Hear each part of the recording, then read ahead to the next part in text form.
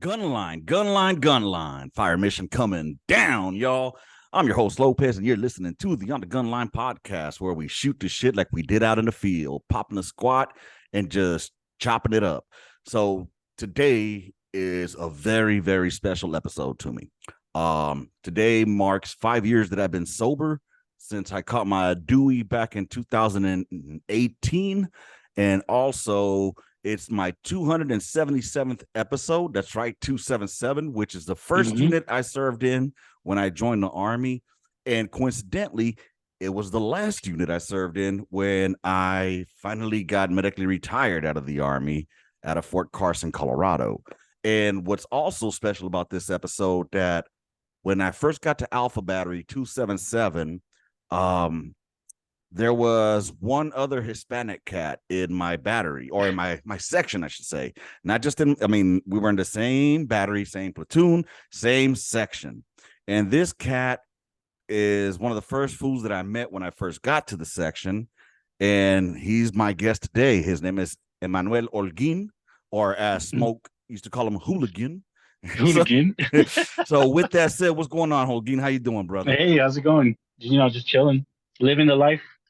I feel you on that, and it's been quite a life for you the past couple of years, which we'll touch on here when it gets up, because I know there's a lot of the people that listen or view this are from our old unit, from old 277 back in the Fort Hood days back. So if you served between 05 and 09 and 277, then when it converted to 582, you may know this cat right here. And if you were good, you'd rather be his friend than his enemy, because he had a bit of a, how can I say this, a short fuse at times.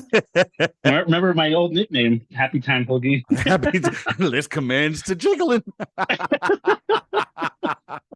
Oh man, it's good to see you, brother. I am happy to see you here. It's good to see you too, dude. It trips out like I know we haven't spoken in fucking forever, but it just really feels like it was just yesterday that we were out in the field or out talking shit. And me and you, McConnell, and the fucking cat, dude, after we got Roycroft fired, that piece of shit. Oh, yeah. But yeah, enough of me on that. Let me go ahead and just, for those that don't know you, man, let's get to know a little bit about you.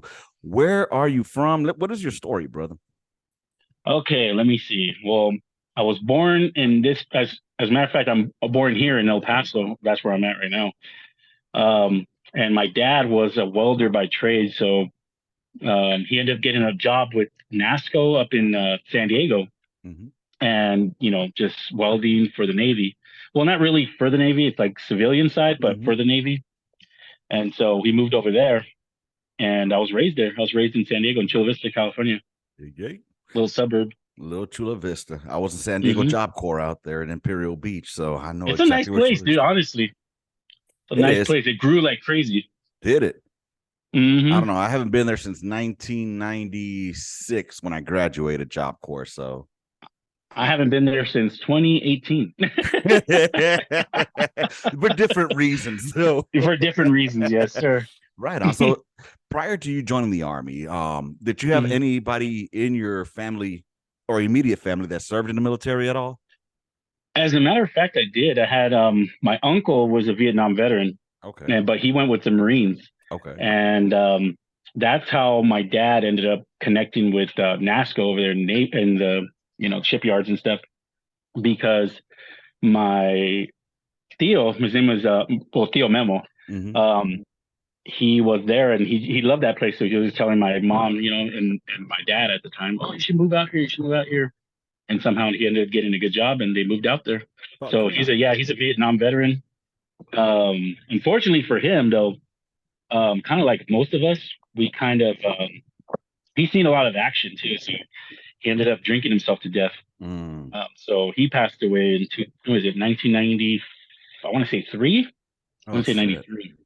Yeah, so I was a wee little lad, but I do remember, which is kind of crazy. So a lot of the things I remember from him was always kind of like talking about, don't be a shitbag. And that's the first thing I heard about shitbags and all that stuff, which is the funny thing.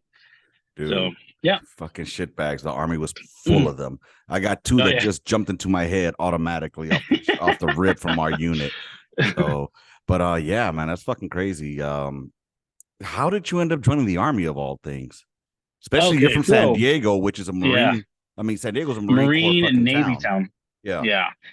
But it's funny because you would think that San Diego would be very like a military town, like very pro military, Right. but it's not. It's kind of very it's like a confusing little town because there are a bunch of, Navy and Marines there, but it's almost like they look down on the military, believe it or not. But the reason why I got in, what made me join the army actually was 9/11 happened. Right. And I believe, let me think, how old was I? 9/11. So I had to be about in 10th grade, maybe going into 10th. Okay. And so I remember that going down and thinking, you know what? I want to join. I want to fight, Right. like I'm just a born fighter. So I'm just like, you know what? I'm going to fight. And so the first thing I went to was Marines. Okay. So I walked over to the Marine base, or the Marine base, the Marine recruitment center. And at the time I was going to college. And so I went in and talked to the Marines. I gave them all my info. And it's crazy because 2 days after I walked in, one of the professors came over and talked to me and was like, hey, I had a Marine guy come over here and talk and ask me a bunch of questions about you. And I'm just like, what the hell? And then I'm like, so I thought it was weird. And he was just like, yeah, he was really wanted to know your grade point average and stuff. And I just told him that you're a freshman, your first classes and stuff. Right. And it kind of creeped me out, honestly. And so I ended up going back to the Marine guy Yeah. and telling him, hey, like, what the hell is this? And he's like, well, we got to make sure you're fit for the Corps. Like everything was about the Corps, not about yourself. It was all about the Corps. Right. They're like, oh, the Corps this, the Corps that.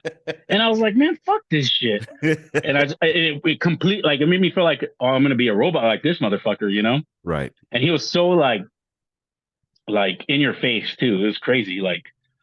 Just all up in your nuts, like, oh, and he's like talking to you, but he's yelling at you, which I thought was weird. And so I ended up telling him, you know what, it's not for me. So I walked next door, walked right out of there, walked right next door, and I went to the Navy. I just happened to be next door. And I was talking to that guy, and he was a fat piece of shit Mexican guy, dude. And this guy was he was like walking syphilis, dude. Like he was just full of shit, dude. He was more like what the Navy could do for you, not what you can do for the Navy, which totally rubbed me the wrong way. I was like, no, fuck that, like I want to fight. And he's like, yeah, we can go to ports and we can fuck all these chicks and blah, blah, blah. Right. And I'm just like, at first I was like, okay, but then I thought about it and I'm like, man, fuck this. Like that doesn't seem right. Like being stuck on a ship with a bunch of dudes, like waiting to go to a port, it just sounds very fishy. You know what I'm saying? Wonder what those dudes are doing together. Exactly. Oh my God. So I was like, nah, I'm good with that. And I walked right next door and it happened to be the army. So I walked right in and I told him, look, dude, I really want to join the military. I just talked to the Marines. That dude freaked me out. It's kind of like a stalker. And then the Navy guy was just full of shit. And I go, tell me about the army. I was like, don't bullshit me, dude. Right. And he's like, all right, well, the first thing, I respect him because he says, well, it's going to be 90% waiting and then 5% action and 5% cleaning. And then I looked at him and I was like, okay. I was like, I respect that. Right. And I told him, look, I go, I'm in college right now, but it's not working out because I just feel like I have something else to do. So right away, signed up. I did that fast track bullshit and boom, within like 2 months, I was already in basic. No shit. Mm-hmm. So you went to basic training because you were the psycho before me. Because I was. Yes, you were in Delta Battery 122, and that's because we knew about Ricky Raccoon. So yes, we did, dude. It's fucking crazy thinking about this type of shit, man. How time flies by because that was back in 2004, bro. That was in 2004. Holy shit! What did when you first got? Well, let me go back a little bit. Why did you join the field artillery? Oh, okay. So when I was in MEPS, I actually scored pretty high. And they told me that I qualified for a job that hardly is ever open. Mm-hmm. And that was like animal care specialist. Oh, shit. And they told me that the schooling is about 3 years. So you got to do the schooling plus. So whatever you sign up for, the schooling's not going to count towards that time. Right. So let's say you sign up for 2 years. It's actually going to be 5 years because the schooling takes about like he said, 2 or 3 years or some crap like that. Right. So I was thinking about it, and then I thought, you know what? No. And I told him, and he's like, yeah, all you got to do is sign here. And then when I went in there, when I was actually talking to the guy, and I told him, what's the highest um, was a signing bonus you have here? And then he clicked, and he's like, oh, field artillery. And then I remember because my recruiter was field artillery, but Okay. he was one of those 119ers, but he was Okay. air assault. Right. So, and he would tell me about it. And then he told me field artillery, and I laughed and I said, well, sign me up then. And he goes, wait, you don't want to do the freaking animal care specialist? And I laugh and I go, hell no, dude. And I go, I want to fight, dude. So Right. just throw me into the field artillery. It's the highest bonus right now, so give it to me. And so Wow. the guy thought it was weird. And then when I went and I talked to the recruiter before, after all that, like he picked me up from MEPS to take me to the hotel or some shit. Yeah.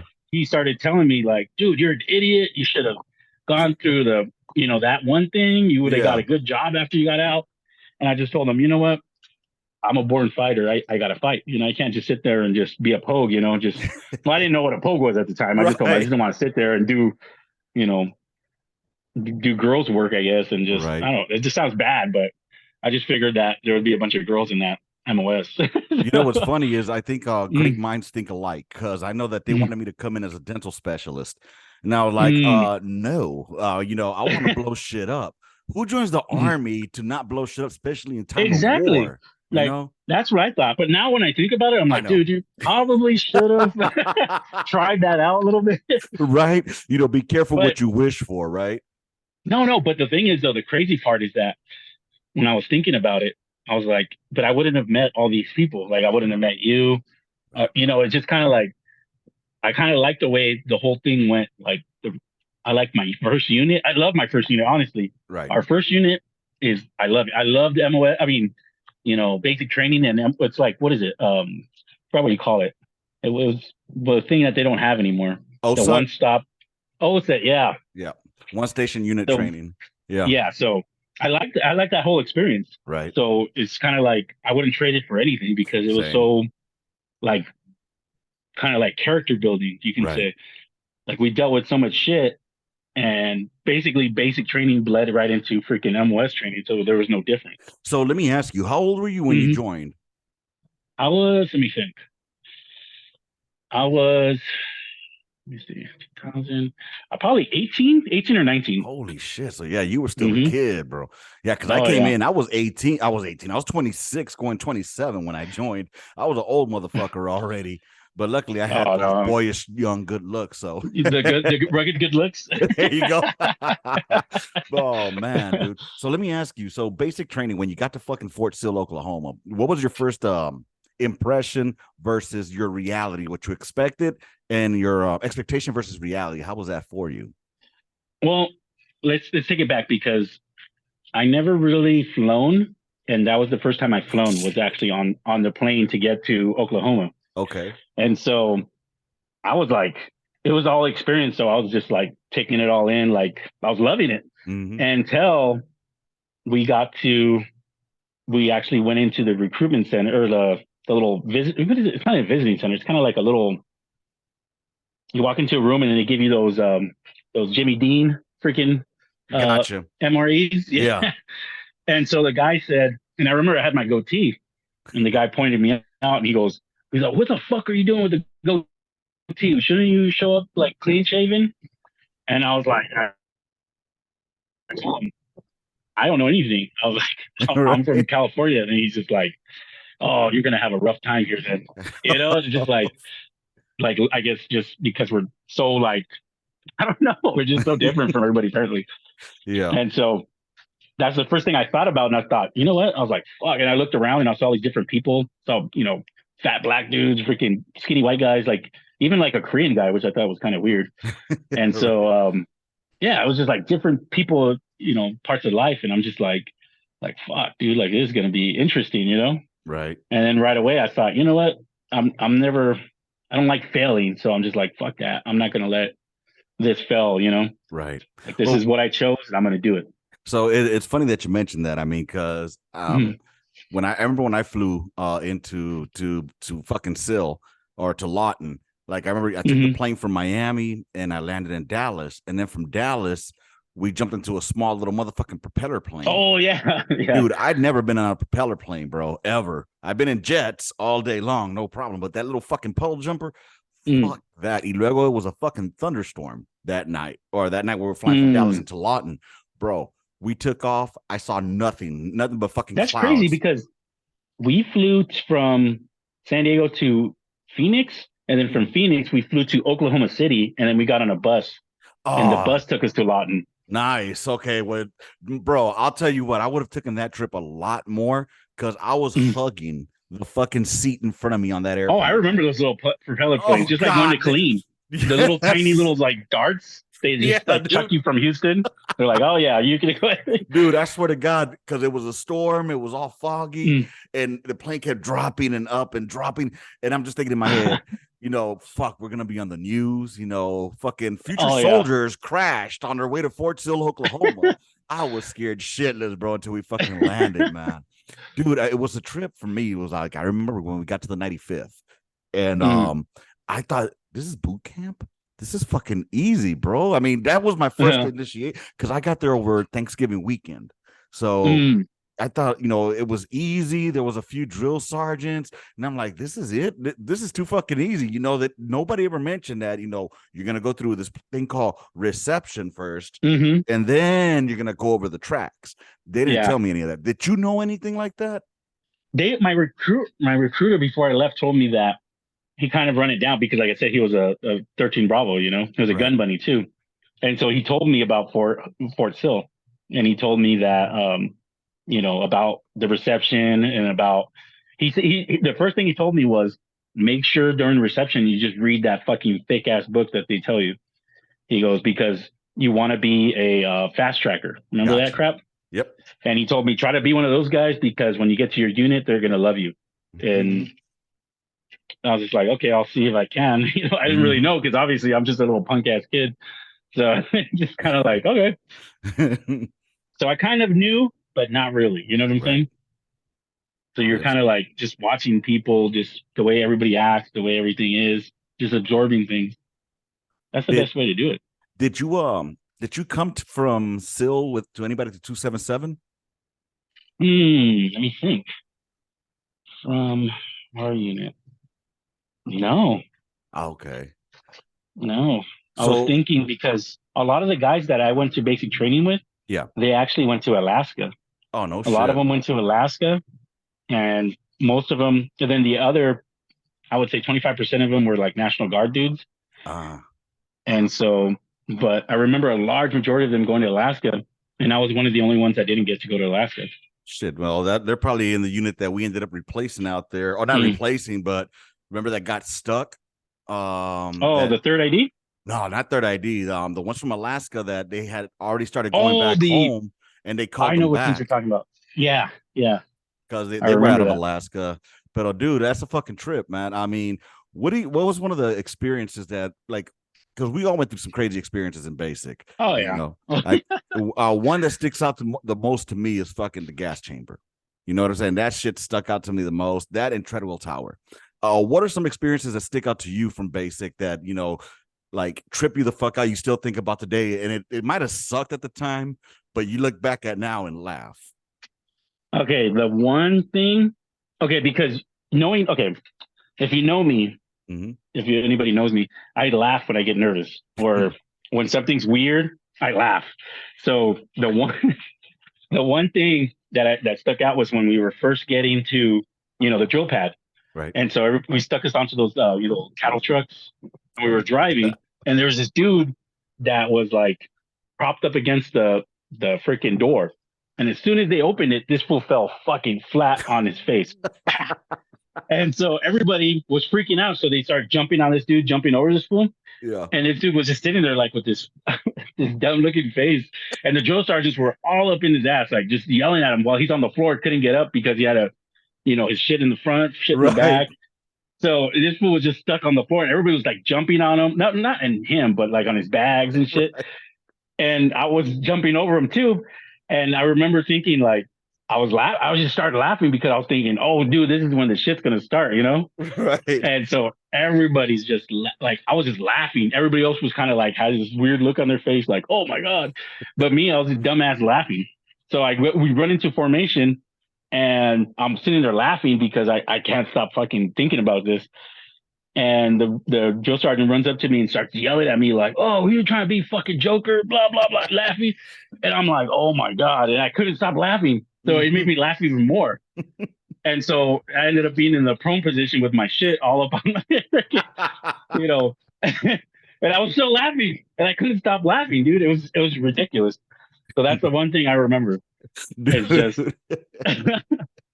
Dude, right now, what I remember right now about laughing, I just remember when me and you were out in the field with McConnell and Roycroft, and Roycroft was like, "Pull up your CVCs," and you were like, "Nah, Chief said that we could have them hanging down."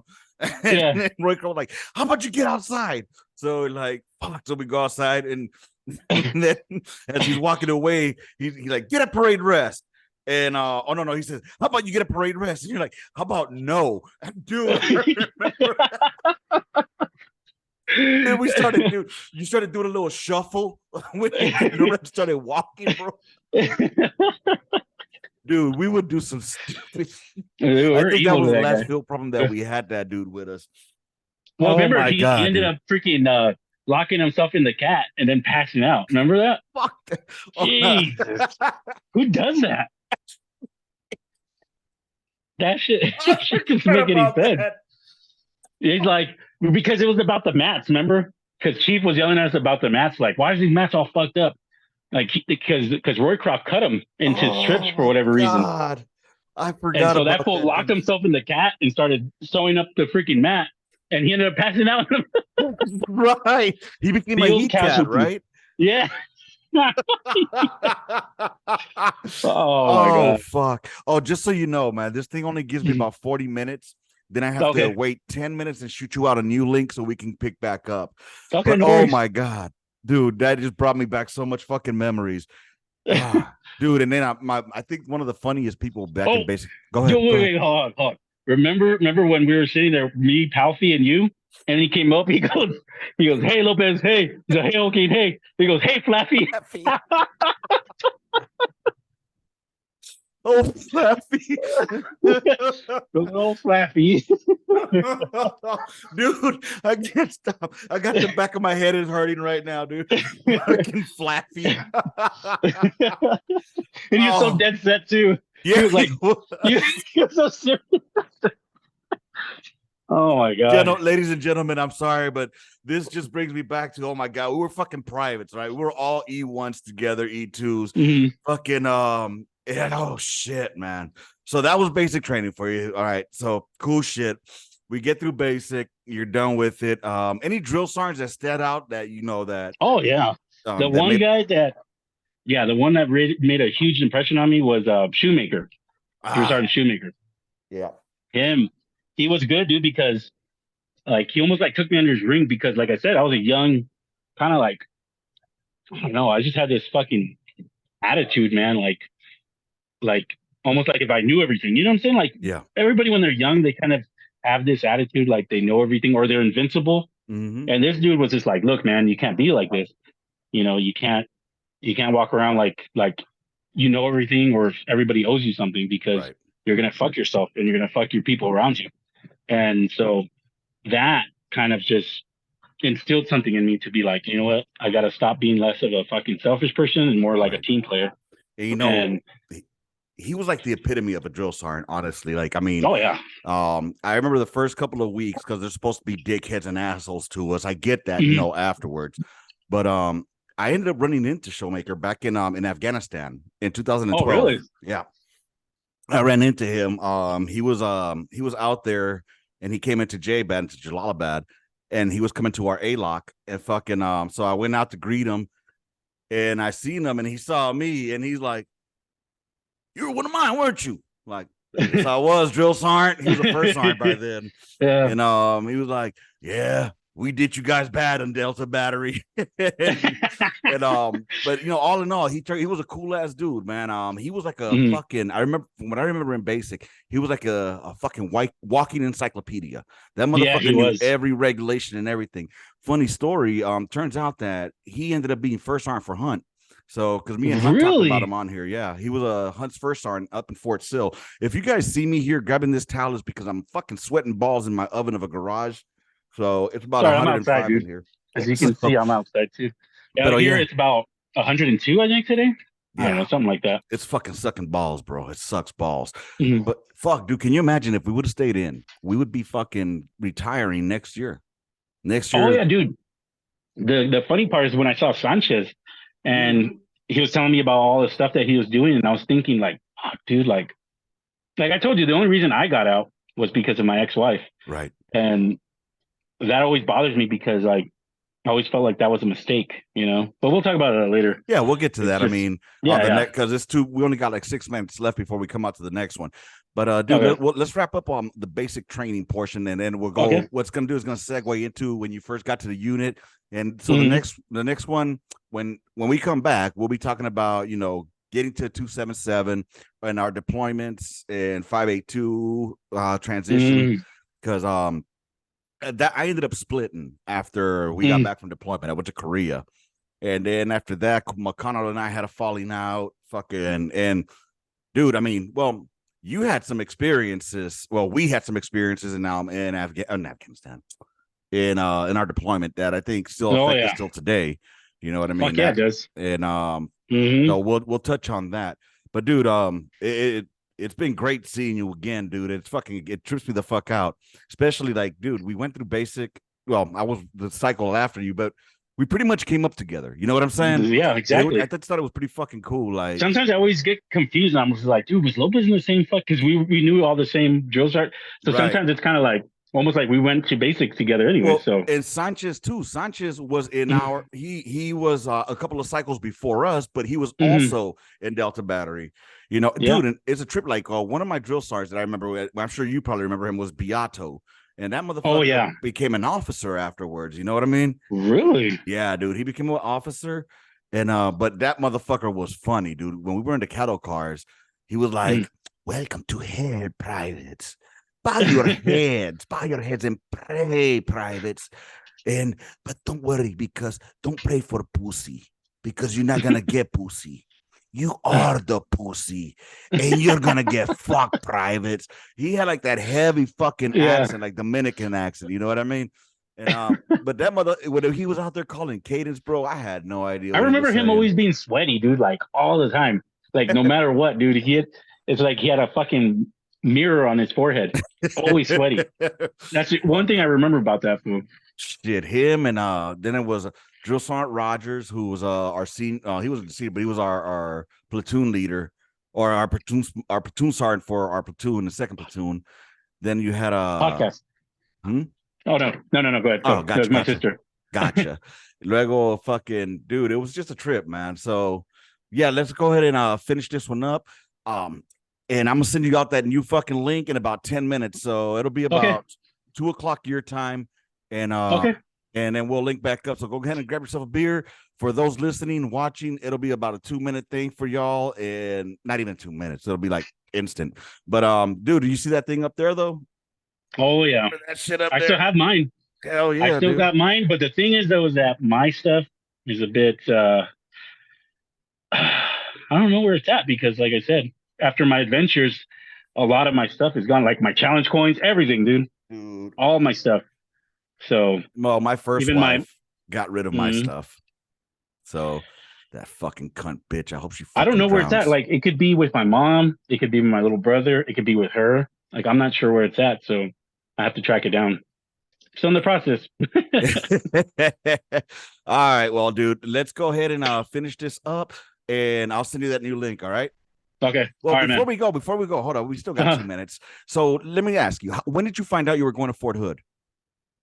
Oh, about a month before AIT, ended up. Now, was that one of the choices that you had selected, or did you pick? Where did you want to go? Honestly, I just told him I'd go anywhere. So And it was weird for them because they're like, what do you mean? And I said, I'll go anywhere. Like, I don't care. And then they said, well, most of these guys are going to Alaska. You want to go to Alaska? And I said, I don't care. I go, I'm just trying to like, I'm young. I want to go and experience life, you know? So I Right. said, whatever. And so they said, oh, okay. And then when everybody started getting their orders, like after, you know, we completed everything, um, I thought, like, I remember one of my best friends, his name's Graves, Michael Graves. Um, he was National Guard, which is funny. Mm. He ended up getting his orders and it was to Alaska. And I thought, oh, I'm going to be in the same, I'm going to go with you. And Yeah. then I got mine and it said Fort Hood. And I was like, what the fuck? And Gotcha, I was bitch. like, yeah, I was like, oh shit. I was like, where the hell is Fort Hood? And then all the drill sergeants were like, oh, that's a sick place. Oh, dude, it's right by Austin, 6th Street. I remember telling me all that stuff. Mm-hmm. And then I was thinking to myself, like, Texas? And I'm like, okay. And I was like so confused because I was like, I thought I was gonna go to Alaska, so I was like, fuck it, dude. And Dude, then all of a sudden, Texas. fucking hey, dude. See, Texas wasn't even nowhere near my fucking choices of where I selected, bro. All I know, I wanted Germany. I thought I was gonna go to Germany. And Oh, my drill really? sergeant made it sound like I was gonna go to Germany. He's like, Lopez, you're gonna go far the fuck away from me, Lopez. I'm like, Roger, drill sergeant, I'm happy. Next thing I know, they told us about 2 weeks before we graduated, Hmm. that we were gonna go to fucking, where we were going. They were like, Lopez, like, yeah, like Fort Hood, Texas. Fuck. Well, where's Fort Hood at? Where's Killeen? That's I what had I never, said. I you was know. like, where the fuck is that? The cool thing was that a lot of the motherfuckers that I went to basic with came with me, like Palfy. Me and Palfy were in the same battery. Then we had McConan, my little Ethiopian buddy. Oh Fucking yeah, I forgot about Rodriguez. McConan. Yeah, that motherfucker became E7. I don't know if he's a first sergeant by now, but all right, my Oh time wow. clock's about to fucking punch out. We'll come back All right, and I'll send you that link in about 10 minutes. All right, brother? all right, bro. All right, I'll too keep an easy. eye out for it. Oh, All right, bro. show. And Later. we are back to the part 2 of the never-ending saga of Holguin. Hooligan. Happy time, Holguin. Let's commence to jiggling. All right. When we left off, we were talking about fucking finishing up basic and getting our orders going to motherfucking Fort Hood, Texas. Good old the great Hmm. place. So when you first got to fucking Hood, what were your thoughts, man? When you first got to Killeen? Well, the messed up part is that like I said, I didn't know nothing. So I actually got my plane ticket to go to Austin. Mm, So, so I landed in Austin, me and some other guy that I don't even know who the hell he is. And we were sitting there, and I thought, for some reason, I thought like there was going to be like a liaison there or something like that. right. Not, it's because it's not even close to Fort Hood, you know? And so we were kind of just sitting there, and then I thought, you know what? I went and asked, I said, how far is Fort Hood from here? And the lady was like, oh, it's like an hour. And I said, oh, shit. And I realized my mistake, you know? Mm, And so I ended up calling a taxi, and some dude showed up, and the taxi driver was like, "Oh, payday! I'm gonna drive this guy all the way to freaking Killeen." right. And so I was like, but luckily, you know, I had a couple $100 in my wallet at the time, and so yeah, so I ended up paying like, I don't know, I think it was like $140 to drive God damn. from Austin all the way to freaking Killeen. That was fun. And so the whole time, this dude was just like, "Oh, you want to stop and get something to eat? You want to?" And he was just doing it just to milk the time, you know. Mm-hmm. And I told him, look, dude, like, no, I just got to get there because I got there in the evening, like I want to say it's like around 4, and by the Right. time we got to Austin, it was probably like around 6, maybe like 6:30 ish. So it was already getting dark, Yeah. and so they told me I had to check in before it got dark. So I was shitting bricks, you know. And but luckily they were cool about it. They're just like, yeah, just check in, and then, you know, it all worked out. But my first impression was, fuck, dude, Austin's not close to clean. So wait a minute. That's because you got to go home, right? After Hmm. basic. So they Yeah, I had flew to you do home? yeah, because I was able to do that crap where you did the home recruitment, Yeah. but it was stupid though because the guys were already on, because this was okay. When I graduated, it was like around Thanksgiving. Okay. So I had to do that for 2 weeks. So for one of the weeks, the recruitment center was closed. Right. And then so basically I only got to go to 2 high schools, and that's about it. And then after that, they said, okay, you're good for the rest of the time. You know, just enjoy it. And head back to, head to Fort Hood afterwards. And it's messed up because the recruiters, like the guy didn't tell. Well, he doesn't know about Fort Hood, but he just told me, oh yeah, just book your plane ticket, show me, and then you're good to go. No shit. So I would Yeah, have thought that they would have paid for your fucking ticket, from Cali that's to. what I thought too. But no, apparently, I remember that he just said, you pay for your plane ticket and that's it, and he just showed me the ticket, and yeah, you're basically out of my hair. Damn. Well, I got fucked because they made us Mhm. take mid tour. Not mid tour, Oh, okay. but because Christmas, that For the Christmas Christmas block leave, time. yeah, they Yeah. made us come home, and then afterwards they gave A-Trap to a couple of people. One of the drill sergeants that I had, he had Mhm. selected me to go on hometown recruiting back to Mhm. Miami, but unfortunately, there was this one motherfucker named Powell who was fucking some retired colonel's fucking daughter that he met Oh. at church. So he's like, "Hey Lopez," I remember this guy. He ended up coming mid-cycle to be one of my drill sergeants. His name was Drill Sergeant Mhm. Cabrera, and fucking he goes, "Hey private, hey Lopez, you were gonna go on A-Trap, but your buddy Powell kind of fucked you. So here's your slip for A-Trap." And ripped it in front of me, Oh. bro. I was like, oh man, that shit hurt, bro. It fucking hurt. But at the end of the day, it's cool, man. I mean, he ended up. So you were in Miami? Hold on, let me get this straight. You were in Miami? I thought you were in Cali this whole time. Nah, bro. I ended up leaving Cali in '01, bro. Oh. In February of 2001, because the stuff that I was into back then Hmm. was a little bit catching up to me. So Okay, I I got was you. gonna either end up in the joint or I was gonna fucking end up dead. You know what I mean? Yeah. Yeah. So Yeah. I Good needed choice. yeah, Miami over death. I Yeah. needed to fucking make a choice quick of where the fuck I was gonna go and do. So I ended up moving to Miami, 3,000 miles away. And then the towers fucking came down later on that year. Mm. The war kicked off, and then once the war kicked off, the standards dropped, and they started Yeah. allowing GEDs. So, and not only that, I had a felony. So Mm. they I don't know how the fuck they finagled it, but they let me in with a fucking felony, which gonna bite me in the ass, by the way, because when I got out, Hmm. they wouldn't let me buy a fucking gun. But Yeah. yet, Go figure, huh? in the army, I eventually, not only did I have a 240 Bravo when we deployed, you know, Hmm. I fired 50 cows. I had a M16, a M4, Mark Mark 19. 19, and then I became a Howitzer Section chief. And now, Yep. I shot Paladins. I was in charge of fucking 119ers. So, but hey, you're good while we're in, but when you're out, you go try to get a motherfucking weapon. All I wanted Yeah, to go get was a go 9 fuck mil. yourself. Yeah, Yeah, exactly. go figure. Yeah, we needed you, but not no more. No, you Hmm. can't have a weapon now. But Now anyways, you can't. so tell me about your experience when you first got to the unit, or well, when you first got to Okay. 277 or to Fort Hood to 277. How did that go for you? Well, when I first got to 277, I first met the first person I met, honestly, was his name? Taylor, our section chief, Ah, chief. Sergeant Taylor. Hmm. Nice. And so the first thing he said to me was, "You're a big motherfucker." You know, he goes, "We need that in our section." And I said, "Okay." And so he's like, "Well, we're gonna train you up good." And then he looked at my shit and he goes, "Okay, you're a fast tracker." He goes, "That's good, but it's not gonna mean shit around me. I don't give a fuck about that." You gotta prove yourself here. Right. I remember that was the first thing, and I thought, you know what? I like this place. Right. We always come Now, from the whole thing of proving yourself. let me ask you, when you got Mhm. there, was it still 316 and then going to 277, or was it Yeah, 277 it already was stood up? transitioning. Okay. No, no. So 277 had just stood up. So Okay. all the dudes were still walking around with with that other flash on their Right. little earplugs. Mm-hmm. And so I was always looking at it like, is that ours? And they're like, no, no, that's not ours. That's the old one.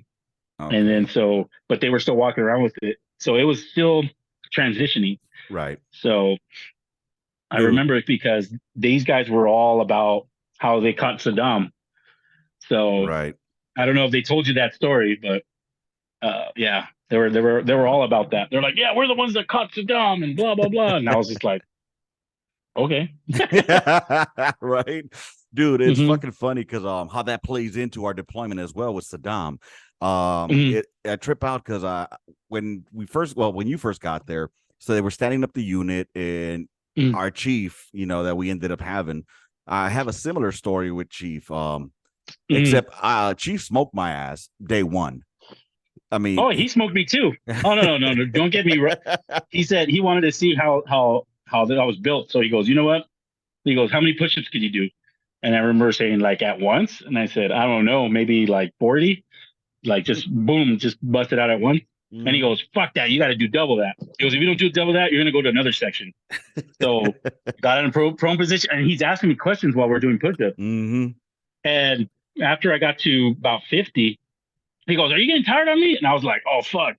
So I go, "No, chief, I'm not." And I started pushing, kept Yeah. pushing, and the whole time he's asking me questions, and he's asking me random questions like where I'm from, how many chicks I banged, blah blah blah. That's just random questions just to get me to keep talking. Right. And this fool was wearing me out. So by the time I hit 80, dude, my arms felt like jello, dude.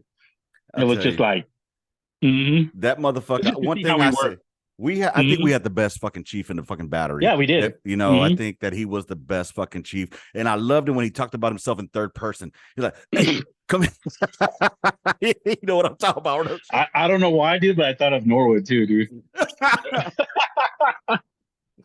Oh, Because God. both of them together, dude, was the best, dude. Oh shit! And all they did was talk Remember, about fucking that's football, why they got that star on the helmet. right? Oh my Because god, God love it, wanted to dude. see the stars. You want to see the star, the Oh, America team. America's team. Oh my God, dude. Fucking Chief. Come sit next to Chief. Come here. Come here. Come with you. You too good to sit with Chief? God Chief. damn, dude. Him, PJ, fucking Roy Croft. It because when I Hmm. got there, the section was it was Chief, which was Sergeant Taylor. Hmm. Then there was fucking PJ. Then there Yeah, was pre-Dean. Yeah. Roy Croft. Oh Fucking god, yeah. then fucking Larkin. Was it Larkin? Hmm. Yeah, Larkin was there. Remember Corporal when says wake dude? up. Oh my god, remember when he got caught sleeping in fucking first sergeant's fucking In his what car, is it? his Is truck. SUV? Yeah, dude. Oh my god, dude. Yeah, dude. Trust me. First Sergeant or now retired Command Sergeant Major Brenton. Fucking, Mm. he remembers that shit too, man. Oh Dude, my that shit God. cracks me up, dude. Once in a while, that memory pops in my brain, dude. And I'm just like, who the fuck does that, dude? Just crawls into somebody's fucking truck and just passes out. Like, what kind of shit is that? Who was your roommate when you were in the bees?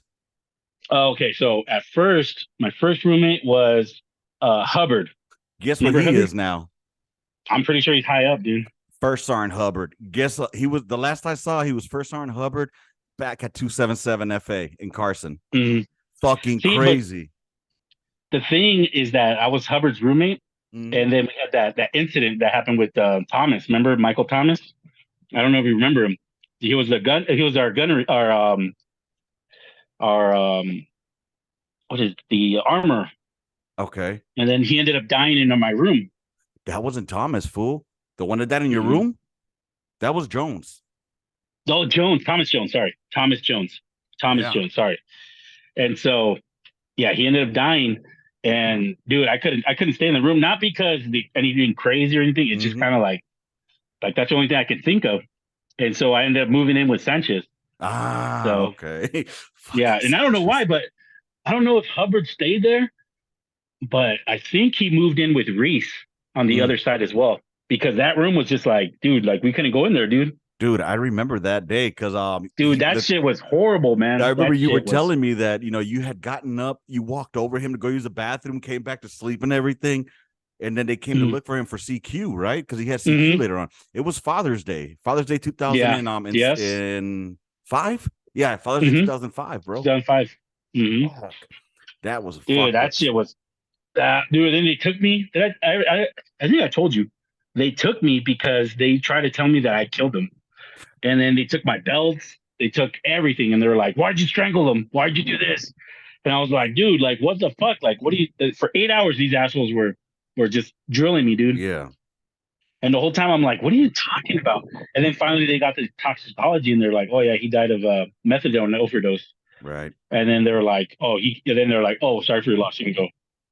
Yeah, because he was in our section también for the last part of it. He was in our section. Yeah. And fucking yeah, I remember I was at SeaWorld, as a matter of fact, with Mm-hmm. McConnell and his family. And I don't know if it was you that called me. It was me. Yeah, that called me, that told me that Jones was like, what the fuck? Then damn, that shit hit hard that day, man. It's like, fuck. Dude, hell yeah, it was, dude. It hit me for a while, dude. Like, it took me like 2 months to get over that shit, dude. And I still think about that shit, dude. Well, and it bothers me, dude, to the core, dude.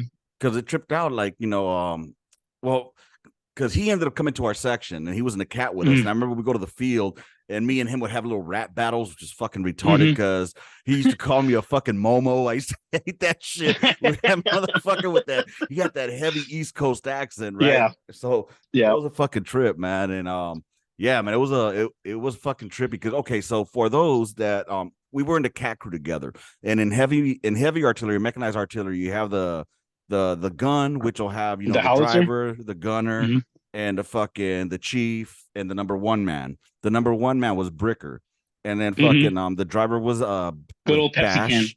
Huh? Good old Pepsi Can. Dude, we tried making that motherfucking that, what was that, Tabasco bomb and shit. Yeah. Dude, we tried so much shit to fuck with them, dude. Yeah, all of our stuff just went to shit, dude. The Tabasco's bomb went bad. The shit bomb went bad. We did Bricker and fucking Bash, man. I mean, they were all up on Chiefs nuts and shit, and they know it. We know. I've had him on the podcast here as well. Bash is still in. He went to aviation though. Geez, what the hell? Yeah, he got out and came back in. Bricker. No, but aviation, like with helicopters and shit. Yeah, I think he does. I don't know what he does there. I mean, it's not like he's flying the motherfuckers, But I hope not. Especially the way he drove the fucking Howitzer. I don't think so, dude. Dude, that shit was trippy. But for those that don't know, we used to have Sergeant Roycroft. He was our fucking our ATC, and he always said it was racism because PJ was black and our chief was black, and that's why he couldn't be the gunner. No, you weren't the gunner because you were a piece of shit, Roycroft. You were a piece of shit. You were such a piece of shit that when I'm telling you, dude, I still remember that motherfucker would always try to be on us out in the field. And how about you get a parade rest? How about no? Dude, I'm telling you, when you said that shit, I was fucking dying. And then you started doing that little fucking dance at parade rest and shit. So we started all doing it when he turned around. You might have not fucking move. So when we got back from the field, we went to our chief and told Chief what was going on with him. And he's like, okay, no problem.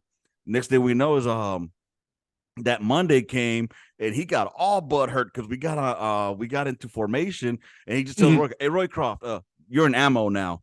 And just kicked his ass on the ammo. And then you became the ATC. Was I the driver or McConnell the driver? McConnell was the driver, and you were the ammo runner, I guess you could say. The ammo runner. Because goddamn, dude, remember? Okay, maybe because I remember this distinctly. Remember when we had to get out of the field because of the whole Hurricane Katrina thing? Yes. And remember how many times we had to fucking run? Like I don't know why, but our chief made us park far away, probably like half a click. And then they said the order came down, expend all ammo. Remember? Yep. And our shit was full, dude. And our dumbasses were running, boom, boom, boom, boom, boom, dude. Running fucking full on, dude. Like one shoulder with the powder, and the other one with oh my. Dude, I tried telling people that shit, and I don't know. Dude, that was the worst feeling, dude. Like you're dead tired, and you look at our cat, and you still half full, dude. Yeah. Oh my! And it wasn't just you. Like it was at first, it was just you, but then it started being where Bricker fell out because he couldn't shoot anymore, and then you rolled in there, and then you fell out, and then fucking and then a McConnell fell in there. Dude, we were still running ammo, dude. And that shit was a beast, bro. Running back the and worst, forth. Dude. That was probably the most tired I've ever been, dude. Back and you had to say what was it like? Maybe like 200 rounds we ran. Shit. Like it. Oh my god, dude, For that those was the that don't worst. get it, like, we were in full kit, full battle rattle out there. Mm-hmm. And in Fort Hood, out in the field, it's not nice, lush grass. It's like Hell fucking no, gopher dude. holes and all this shit. Mm-hmm. So you're trying to run with this shit back. It made you a motherfucking man, bro, out there. You were Mm-hmm. gonna be a fucking man. And it fucking And Chief was just yelling, dude. yep. Chief was just yelling out Let's go, fucking motherfuckers. fuses. Grip. Make sure, yep, make sure the fuses are set. Make sure fucking. Oh my god, dude, that shit was bad, dude. It was, and I'll tell you what. I mean, that's one of the best times. Like, one thing I did love, like when they Mm-hmm. said expend all ammo, was you see all the guns just firing, Just going, dude. Boom, boom, boom, boom. dude. But if you noticed, our gun, like no bullshit, our gun was going the fastest because some of the other guys couldn't keep up because we were the ones running the ammo, and our gun was just going, dude. Boom, boom, boom, boom, boom. Well, the way Chief said it, Chief wanted us every 6 rounds to start running ammo every 6 rounds. So it was just boom, boom, boom. I mean, no, but we didn't do that. We just kept running, dude. We were like, fuck that, just because run, by run, the time run, we run, got run. back, they had fired all 6 rounds. We had to go exactly, back. Dude. It was a trip. It was funny, because there was always a fucking competition. For those that don't understand artillery is competition, and you will not. If you were in our section, Tank would not be last. Him and Griff were always going at it, like who was the best fucking at shooting. And it was just fun, dude. I mean, it was just like, it was hard work and it was hard fun. And I enjoyed every fucking minute of it. What sucked was that when it came down and we got our orders to deploy, you know what I'm saying? That when we got them, they split us up where you had your hot guns and then you had motherfuckers that are going to be doing the main effort. And we didn't make the cut. You know what I'm saying? We're looking out at you, Chief. We know it was you. But if you think about it, like I like that first deployment, dude. Yeah. Like with Santa Sola, dude. Yeah. Dude, I respect the shit out of Santa Sola, dude. Yeah. And so, like, he's like, honestly, like he's the one where you're just like, dude, like I'll take a bullet for that motherfucker. You know what I'm saying? And just like in our gun, like everybody, like Juarez, fucking our fucking Smoke Norwood, like everybody, dude. You're just like everybody, but that one dude, and you know who I'm talking about. Who? Think about it. The dude that you rode in I think he was in your truck, as a matter of fact. Oh yeah, we call him up by his name all the time. Ratface fuck Wilson. Yeah. Yeah. Fuck that puto. Other than that fool, dude, like everybody in our shit was good, dude. Oh yeah. And like what I mean is like Landis, dude, like everybody, dude. Like I loved all of them, dude.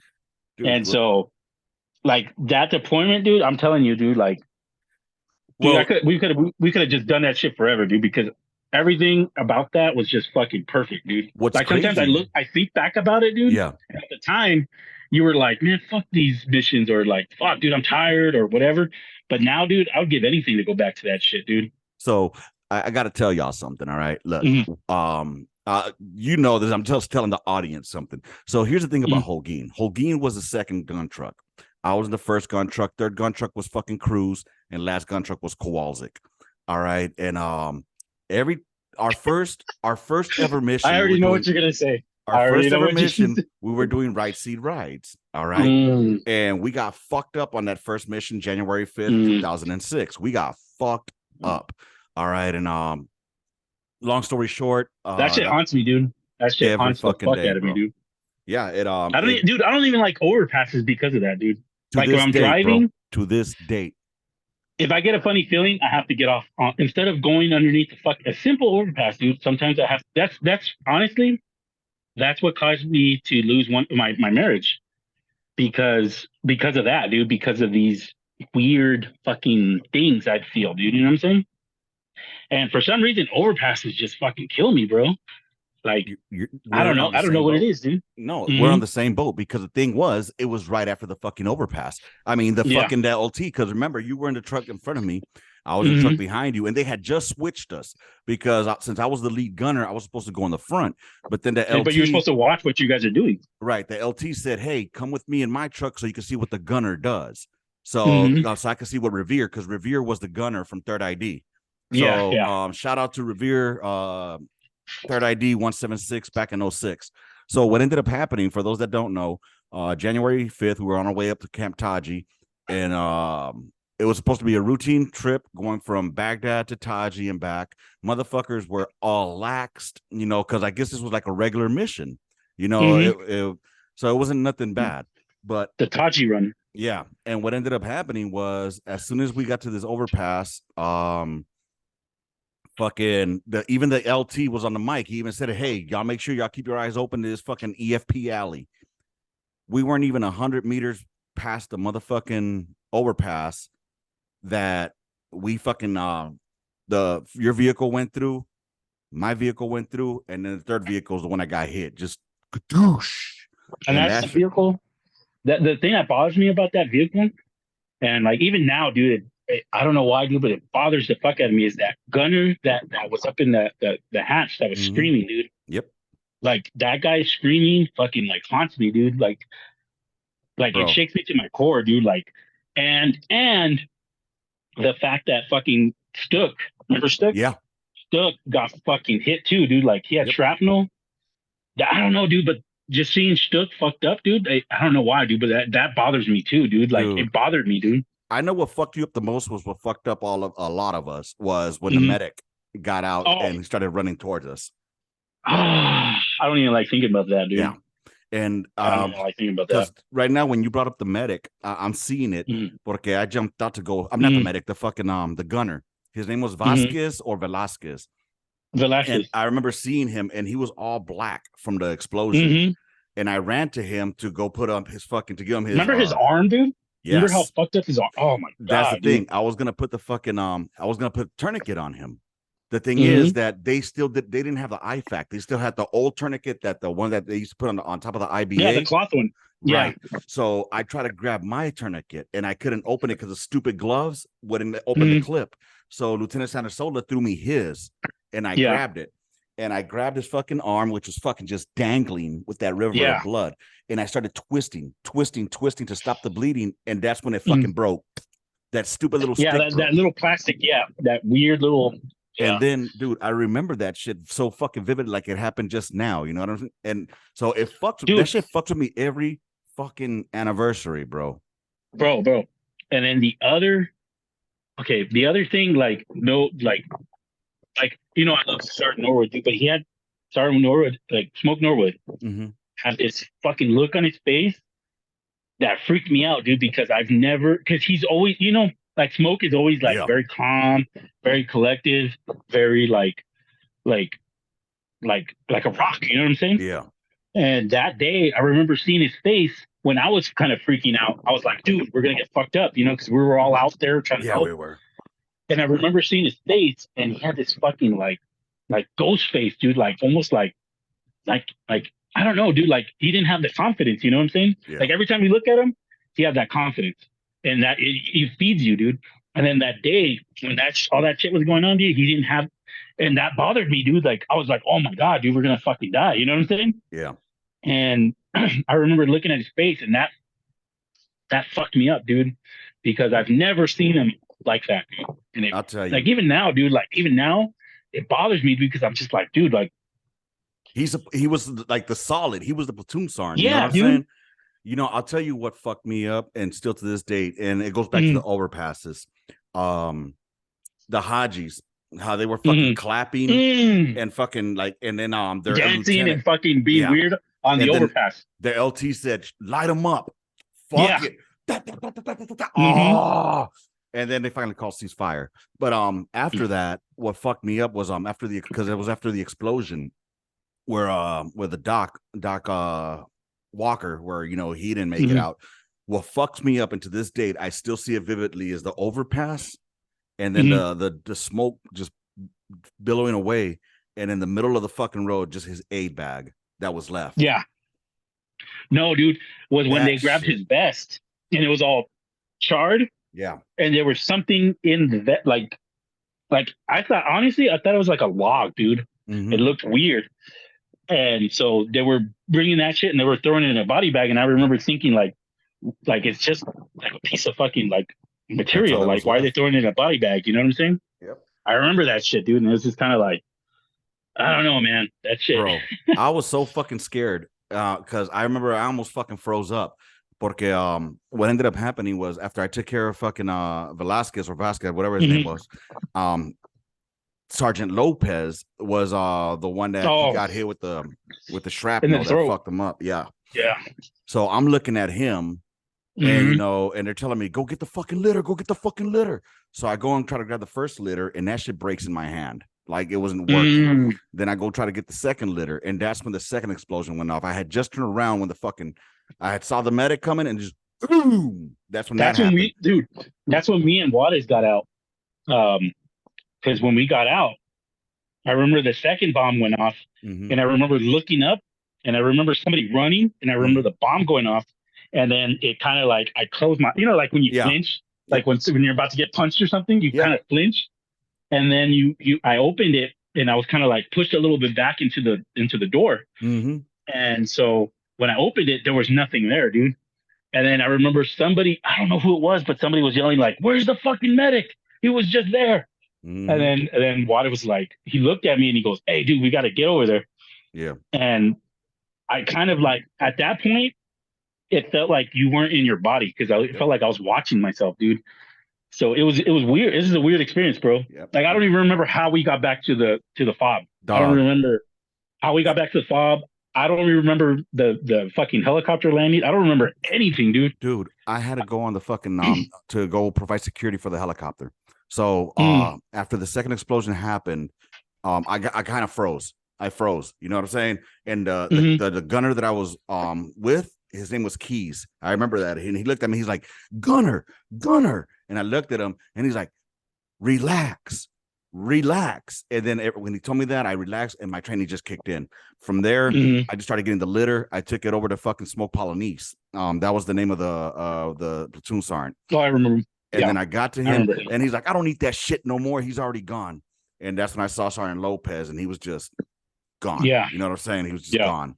So from there, fucking, they were like, all right. That's when they're calling.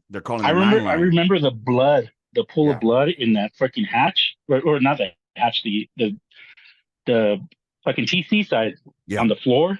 Yep. Like it was just fucking like a little swimming pool full of blood, dude.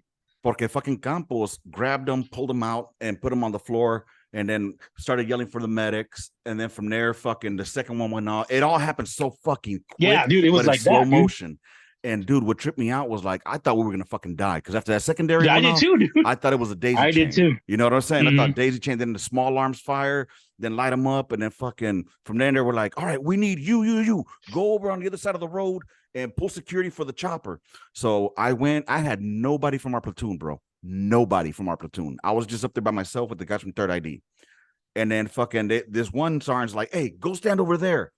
And I'm looking. There's like a fucking like a hole almost. And I'm like, what's in there? Because I'm not stepping by there. You know what I'm saying? Because I don't know if there's another fucking IED right there. You know what I'm saying? And so finally, I still remember. The crazy part is I still remember that maroon BMW that was right there. I still remember that shit, dude. Oh no, it was a Mercedes. Sorry, maroon Mercedes that was right there under the overpass, and I remember that shit, dude, because like it was just there. All the cars are going, and that motherfucking car was just there, dude. And then all of a sudden, these fools honked, and then they made it go. And then I remember thinking, like, I don't remember us, like, why are we gonna let that fucking vehicle go? We should go and fucking like do something about it. But that was our first fucking right seat ride. Remember the fucking do 5 and 25s, 5 and 25. 5 and 25s went out the fucking window as soon as that fucking vehicle got hit. You know what I'm saying? And then fucking, so one of the craziest parts that I remember was they picked up the body parts of what was left with Doc Walker, and they brought his body bag. But then they were like, hey, we got to go. The birds got to go. We don't got time to get the other body because they're, for mortars, just in case mortars are coming in. So the bird takes off. So then I'm starting to walk over to the other side, and I saw Sergeant Eldridge. Which one was Sergeant Eldridge? Eldridge. The Hawaiian, right? So Sergeant Eldridge, he passed away, by the way. I don't know if you know that. No, I know that. He passed away from cancer. Yeah. So fucking poor guy, dude. Yeah. Then fucking so he came up and he got me, and we went to the other side, and there was a little kid walking, bro. He was coming towards us. I swear to God, bro. Put my shit from safe to semi. And I got that motherfucker. I'm like, God, I don't want to shoot him. I don't want to shoot him. I don't want to have to shoot him. And I'm just starting to squeeze that fucking trigger, telling them, MC, Ishta, MC. And I'm telling them. And then Sergeant Eldridge came, and he's like, tells the kid something. The kid turns around and goes away because he had a backpack. It's like he was coming from school. But you know how they kept telling us, like, you can't trust nobody up there. For all I know, he had a fucking, a fucking IED in there. So anyway, so he came and then he told the kid to scram and then he put my shit back to safe. He's like, relax, Lopez, relax. I'm like, all right, Sarn.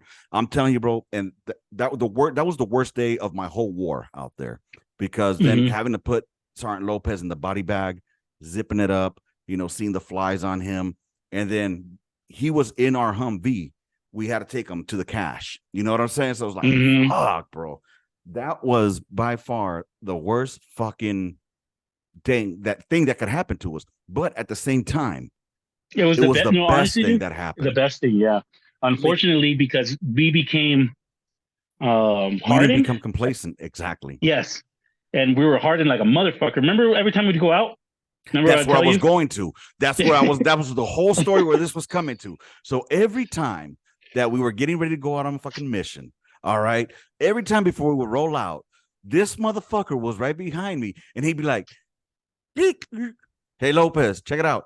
And I would turn around, and he would go like this, "You blow up this motherfucker." So for those that aren't watching, he would point at me and then put his hands together and make like an explosion, telling me that I was gonna get my ass blown up on this mission. But the purpose behind it was, well, first of all, you got to have that type of mentality, because we didn't know if we were gonna come back or not. But in other words, it was to keep me on my fucking toes and remember not to become complacent, because we went out on the road so fucking much that it was easy to become complacent, because we went on JoJo runs back and forth to the BIOP, so going to the MOI in the east side of Baghdad, you know what I mean? So see, that's the thing, dude. Like that's why I respected our unit so much, because like even like Senator Sola, like he just said, like with me, he would be like, "Here, I'm going to give you all the rooftop pictures, and then you look at them, and then I'll give you what's there," and you would see. And I would ask for the reports from the prior day, like what has been going on in that area, whatever. Because remember those dudes, they had a sniper there, remember, in the east side, and that fool would take out so many fucking gunners, dude. They've said that the 7 best snipers from Fallujah were in the east side. And not only that, they showed us the fucking videos that they took. Yeah, the fucking videos these assholes put. And so, yeah, dude, like that's the thing, dude. That's the thing that would help us out. Like make me feel more confident, like knowing like, okay, well, this is the fucked up part. This is where they killed that dude in the striker the prior day. So then it would make us live, like to me, it made me feel like, okay, well, we have one step ahead of these motherfuckers. You know what I'm saying? Yeah. But luckily, dude, we never really encountered one of those motherfuckers. You know what I'm saying? We got lucky. Dude, we got so lucky. When we would ride out to on Irish, going to the BIOP back and forth. I think that was the funny thing, because we would get shot at from there all the fucking time. And we laughed. I think they're shooting at us. Dude, we couldn't engage, dude. We couldn't engage. That's what pissed me off. They're like, "Is it hitting us?" No. Okay, we're good. Like, what the fuck? Like, God, let us shoot this shit, dude. You know? On our way on Irish, going towards the BIOP, that blown up building on the left side, right across the street from the mosque, right on the other side of the mosque. I kept telling, we're gonna get hit from there. We're gonna get shot at from there. We're gonna get shot at from. And sure enough, it fucking happened on the way back from one of the rhino runs that we would do at nighttime when we were on QRF. Dude, I remember I fell asleep, bro. I fell the fucking asleep. I was Don't even do, because sometimes I would fall asleep all the time, dude. Because I'd be sitting there. It was so like, okay, because it's warm. It was warm, but you still had like a little bit of cold air hitting your face. And and you're up there like rocking in that fucking little strap seat that we had. Yeah. It's very hard not to, dude. Dude. I still remember, fool. We were coming back on we're on our way back from doing the rhino runs. And so you know how we had for those that don't know, we had to go clear the highways on Road Irish for the rhino buses to come through, which had like State Department workers, contractors. So we had to make sure that Route Irish was clear. That was part of our QRF. So anyways, I was in the lead gun truck, Holguin in the second, Diaz and Cruz shared on the third, and Kowalczyk in the last. Well, on one of the ways back, it was like around 3:30, 4 o'clock in the fucking morning that this happens. All right. So we're on our way back. And during this time, I was on extra duty. All right. So a lot of y'all already know the story of why I was on extra duty during that time, but we'll get back to it after we come back from this fucking this fucking, I gotta close it out because I gotta resend you another one. I got shit, about a already, minute. huh? Okay. Yeah. Okay, So, I got you. but for just finish up the story real quick. We're on our way back, and we're coming by that goddamn blown up house or 3-story building, and all I hear is Lopez, were those tracers? And I'm like, nah, Chief, I think those were fucking those were light bugs or whatever, like, you know, those lightning bugs. Firefly. Yeah, dude. Shit. Like, they're lightning remember bugs. And he's like, you sure? I had just woke up, dog. I didn't see shit. And then all of a sudden, it was tracers. Yeah, I start seeing the tracers. I'm like, oh shit! No, they shooting! 3 o'clock. Dude, but it was so far over us, dude. We couldn't do nothing. Yep, because we didn't have positive identification. Even though we know where they're coming from, even though fucking we can see that they were shooting at us, but they were just not close to us, dude. Yep. Hey, what was it? You can only shoot. You have to have positive identification or hostile act and hostile intent. Hostile act is them pointing a weapon. Or some shit like that. Anyway, you gotta see the whites. Remember, you gotta see the whites of the eyes. Remember that shit? Oh my god. That's why that bus ended up getting shot at. But that'll be the story when we get back. All right, I'm gonna send you that link in about 10 minutes. All right, brother. Okay. All right, buddy. I bet. All right, we are back. I definitely needed that 10-minute break after that conversation. Not gonna lie. Fuck. That was a deep one. It's I had to get some more meat for that one. Yeah, dude. Fucking bro. That day it's set, and it's a trip how a lot of motherfuckers, they say be careful what you wish for, and I know that it was funny because prior to that incident, I don't know if it was the day before or a couple of days prior, Cruz, myself, and Kowalczyk were on OP7, which was a mosque facing outside. Yes. And we had a rocket attack where the rocket just went right in front of us. Literally, if it would have gone a little bit to the right, me, Revere, and Cruz would have been dead automatically, and possibly Kowalczyk, because Kowalczyk was out there dropping this chow off, and me and Cruz were up there, pulling guard, and Revere was overseeing us because we were doing right seat, left seat shit. And but after that attack, or after that rocket missed us, me and Cruz were like, "Oh, we're veterans now. Oh, we're combat veterans and shit. Yeah, we seen action." And then January 5th happens, and then goddamn, that was a fucking fucked up day. Afterwards, it's not like we didn't have our share of shit that happened up there. We had that V-bit that blew up under the overpass. We had the shootings. Then remember that fucking V-bit that blew up the gas station? Yeah, that's the one that I was talking about. We're on the way to MOI, and fucking we were like, God, well, I don't remember. All I remember hearing was smoke come on, like go, go, go, go. I remember telling Sandra Sola, I said, oh shit. I was like, that shit just blew up that fucking Sunni gas station. And then he goes, better them than us. And I was like, yeah, that's true. Yeah, well, the fucked up thing was that we had made a right turn, and trying to avoid going under the overpass, but then we couldn't. So then we had to back up or something and make a left turn because we had those stupid rhino fucking arms, which came in handy. Yes. So I'm not gonna call them stupid. They did their job. But I love those little things. the crazy shit was, I told Juarez as we were going under there, I heard a pop, like something go off. And then I told him, like, hey, there was some kind of pop just went off over here at 9 o'clock. And then he called it up. And then we kept on rolling. And then the fucking shit went off. So it turned out to be, I don't know if they thought that maybe the LX or the whatever that fucking device was what kept it from blowing up while we're it stopped. It blocked it. Right. Yeah, it blocked it. But dude, it's a fucking trip, man. I mean, it like, and then they wonder, like, why it kind of gets hard to get back to the civilian sector when you get back now. Oh, yeah. Now, the crazy part is that all that happened at the beginning of our deployment. You know what I mean? And then afterwards, we kind of get used to it afterwards. Like, okay, well, now I got to go on JoJo or going to Al Hilla the Killer, fucking those runs. We were out there all the fucking time, and shit. I remember one incident that we escaped out of. And it was we were supposed to go over to Butler Range, I think it was. And we had to go on the side of Pluto's, which was a black road. And that night we were supposed to go out, but they canceled the mission at the last minute. And luckily they did, because later on that evening they found like, I guess, a 40-pound IED or something on the side of the fucking road. Oh yeah, I And remember that that. shit would have fucked us, dude. We would have been fucked. So, Oh yeah, we would have fucking you oh yeah, know, we would have been pieces, dude.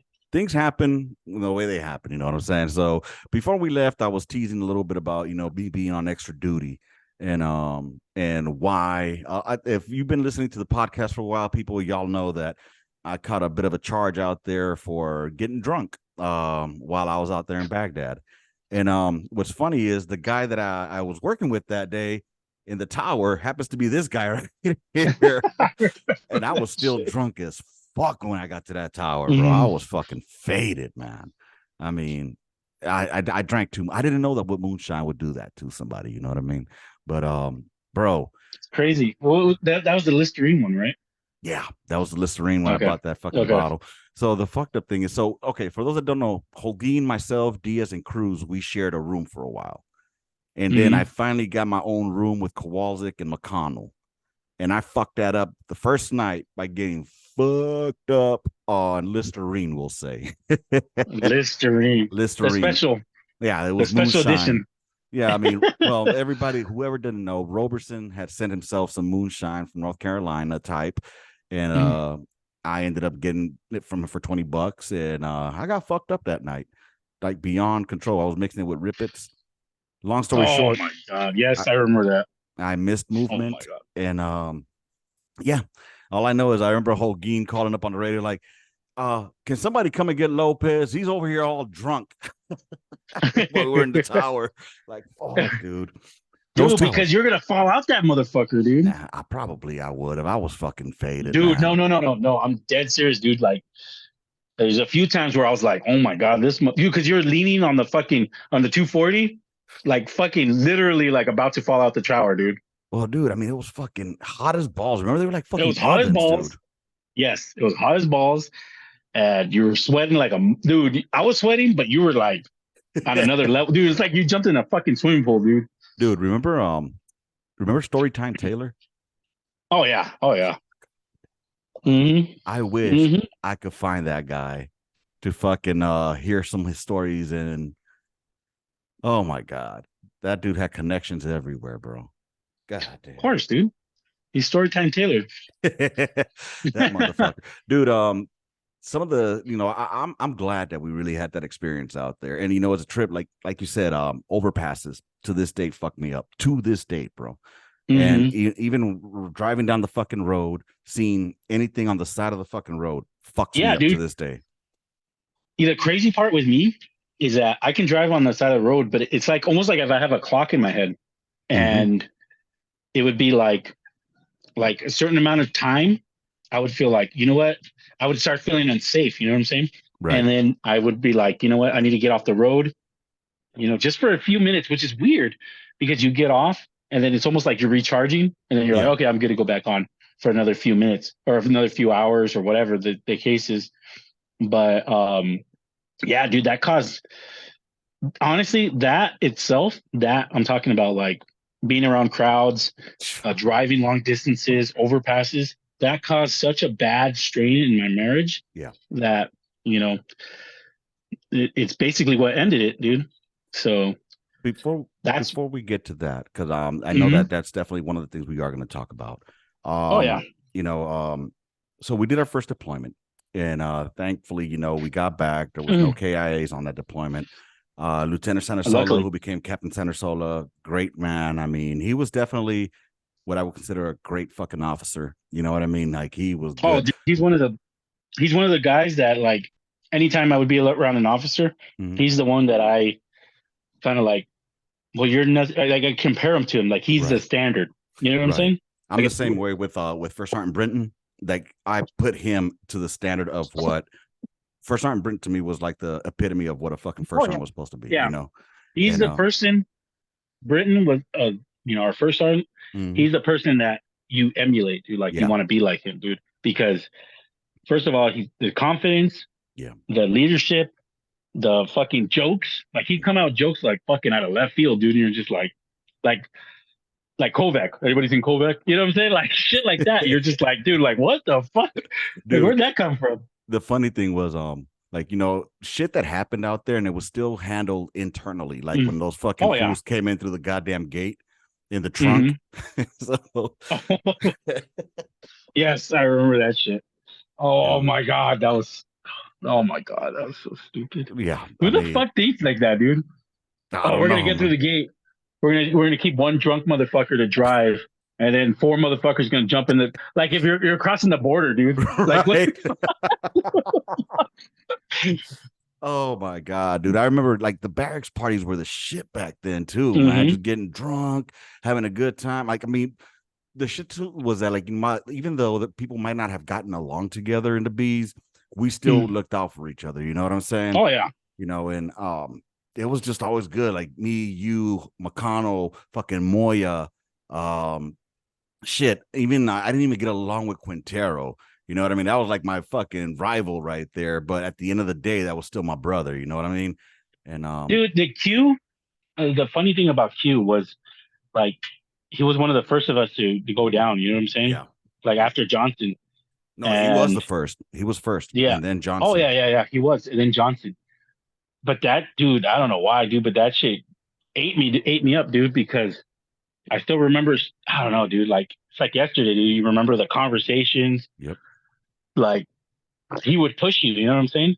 Like Yeah. he would push you to be a better person, like a better soldier. You know what I'm saying? And it's just when he went down, dude. It's just like fuck, dude. Like well, like it's almost like everybody else can go down. You know what I'm saying? Well, Like bro. nobody is safe. What fucked me up about Q was earlier in the year he had reached out to me. And you know what I Mm-hmm. mean? And like if anybody knew me and Quintero, like there were times that me and him almost went to fisticuffs. Oh yeah, dude. I So remember that shit, dude. And and the field, especially, dude. Like yeah. And the thing was finally he reached out to me later right before, he ended up doing what he did. And I was like, yeah, dude, I'll call you right now, and he's like, well, I'm actually doing this right now.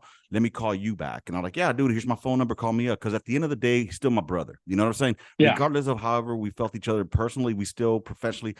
It was look in every family, there's always going to be a rivalry. You know what I'm saying? It's always exactly. going to be But like it's a that. healthy rivalry, and Yeah. we're all fam. Like we're basically everybody in our unit. We're fucking even Yep. dipshit that we don't like Wilson. That piece of shit. He's still Fucking considered rat face family. You know what fuck. I'm saying? Well, I mean, dude, Like fuck Wilson. Wilson and fucking, I'll take Freeman over Wilson. oh, dude, I love Freeman. I love Freeman, dude. Freeman was awesome, dude. Dude, fucking Kowalczyk and I, fucking for that first year that I started doing this podcast, we talked about Freeman just about almost every episode because Freeman and his free bots. Oh, Oh my god! Remember fucking what's his name? Moyer. Remember Moyer? yeah. Remember Broncos? Remember he's like, what we should we name our fucking truck? The Broncos. Go Broncos. No, my favorite shit about you and Oh Moyer man. was when we were in Kuwait and you ended up socking them up in the fucking No, I tent. slapped him, dude. I bitch slapped him, dude. That was oh man. That dude, that's what I'm saying. Like when you're young, you just say fuck it, dude, and you just do stupid like slap an old man, dude. Like now I think about it, I'm like, dude, why the And fuck? then the fucked up thing afterwards, we take a picture, like a platoon picture, and you're standing next to him with your fist on his chin, like, like I just did that. Oh my god, dude. But that's us, dude. Yeah. That's us in a nutshell, dude. Yeah, We can dude. fight, and then the next day we're fucking, or the next minute, dude, we're Yeah. all fucking close, dude. Dude, one of the best things that I remember also was when before we went out on any mission, we would always do our fucking 1, 2, 3. Don't test my gangster. You know what Oh I'm yeah. saying? It was funny because even Smoke got fucking got like Oh, he hip got to into it. it. Yeah, and Yep. there was one mission where we hadn't done our "Don't Test My Gangster," and he's like, "Hey, you ain't Hmm. going nowhere. Do your Yeah. thing. Do your Mhm. thing, We didn't start. We didn't start until we did that. dude." Just like the prayers, dude. Yes, Like we couldn't do our fucking thing without our prayer, dude. No dude. matter what. The funny thing was, speaking about the prayer, the fucking Hmm. when we were on QRF that one time, and Smoke wanted us to start humming during the prayer. Nope, ain't nobody hum. He Nope. was the only one that He's like. like, Mm-hmm. I remember that shit.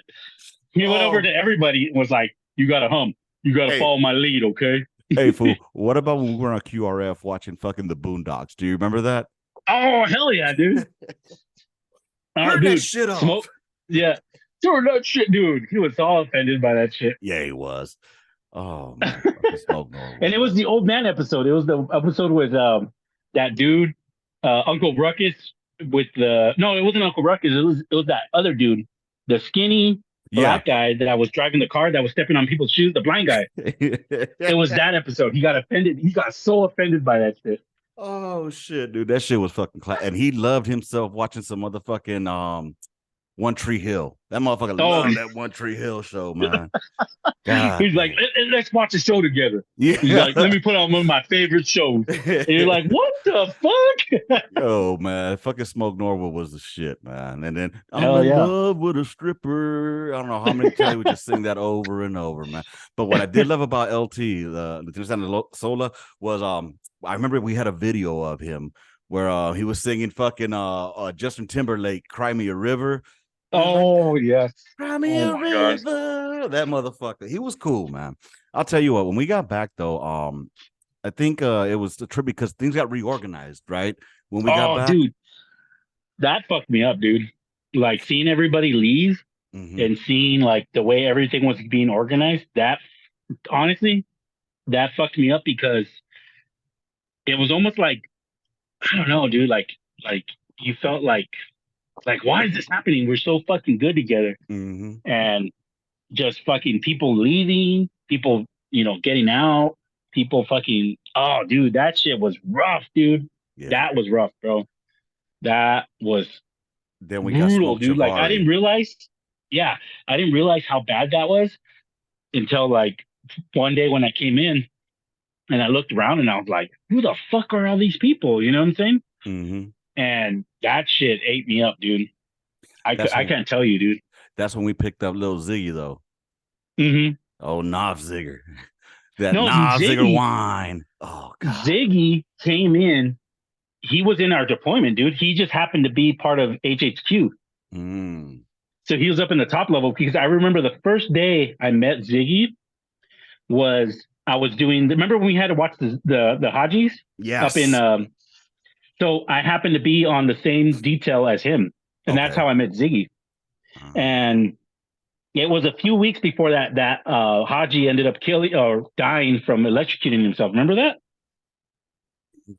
Where the Haji was mopping and he ended up, you know how they throw water Was on that the in the floor? basement? Yeah. Okay. Yeah, And yeah, he yeah. fried himself. He fried himself. That's That was right. I met Ziggy a few weeks before that, and I remember seeing Ziggy again and telling him, we're lucky we fucking got the detail before that happened, dude. No Because I shit. heard that the guys that were on the detail with that fucking guy Yeah. ended up getting 115s. Oh shit. Yeah, that's what I heard. I don't know if it's for sure, but that's what I heard. The fuck? Yeah, Dude, because Haji died on their watch. that's some bullshit, man. Fuck I them don't know if they anyway. had to give the family like a goat and maybe a couple $100, but Right. yeah. Well, shit, dude. I mean, I heard dude, remember that one terp, Jenny? Oh yes, yes, the butterface. Yeah, pretty much, yeah. But she Mm. has some huge ass titties. Oh my god. She had a huge ass, Yeah, she did. huge ass, and a huge ass titty, but she was ugly as Ugly sin, as dude. fuck. Yeah, yeah, yeah. Oh my god, dude. Fucking, but yeah, I remember Ziggy came to our platoon, and I think we lost Chief because he was gonna go recruiting, I think. Mm-hmm. And then Hodgson, I think, took over, and we had Mercer. Mm. Mercer Oh and my god, Hodgson. yes, yes. God damn. And Yes. then you left. Yeah, I Oh ended up my going to god, dude, Korea. that shit fucking. Dude. That was rough, dude. So That was rough. I ended up leaving in fucking Korea. So you guys ended up deploying again, right? Mm-hmm. How was that second So, deployment? it was okay. It was weird, dude. Like we ended up being like it was during the time where they got a new president. Apparently, Iraq got a new president. Okay. So for half of our deployment, we weren't able to leave our fobs because the president wanted to like stop us from doing shit. Okay. So for the longest time, we just sat in our fob, and that was fucking stupid. Imagine being stuck. It's almost like being in prison. Like you're stuck in a fob. You can't do missions. So the time went by slow, dude. Órale. Slow, dude. Like crawling, dude. And you can only work out so much. You can only fucking clean your vehicle so much. You can only do maintenance on it so much before you start thinking like, why the fuck am I even here? If we can't do missions, why the fuck am I in country away from family? Right. You know? And It during that starts time I taking had its my toll. oh yeah, and I had my 1 year old at that time. And that shit ate me up, dude, because you're just like, why am I wasting my life not doing missions, not doing anything when we could be at home, with your family? Right. So it was rough, dude. And then once that shit lifted, then we started a fob Mm-hmm. up in Mason area, which is like a swampy area, apparently. I didn't even know there was a swamp in Iraq until I got there. Shit. Yeah, and then we were doing like foot patrols, we were doing like dumb shit, dude. And we were living like hobos, dude. Like we would shower like once a week, Damn. like living in a hot ass tent. It was bad, dude. Like the chow was bad. We would living off MREs. Hmm. Dude. Yeah, it was rough, dude. That second deployment was rough, dude. That was in what? Oh eight. Oh eight, Oh oh eight. eight, oh eight, oh nine. Was that your last deployment? Yeah, that was my last deployment. Did that did that have anything with you getting out or? No. The reason why I got out was because of my ex-wife. Um, she didn't like the lifestyle. She Okay. didn't like, you know, especially because we were combat arms. So Right. we were constantly deploying, constantly in a state of deployment. Mm-hmm. She wanted to be around her family. She convinced me to buy a house in San Diego.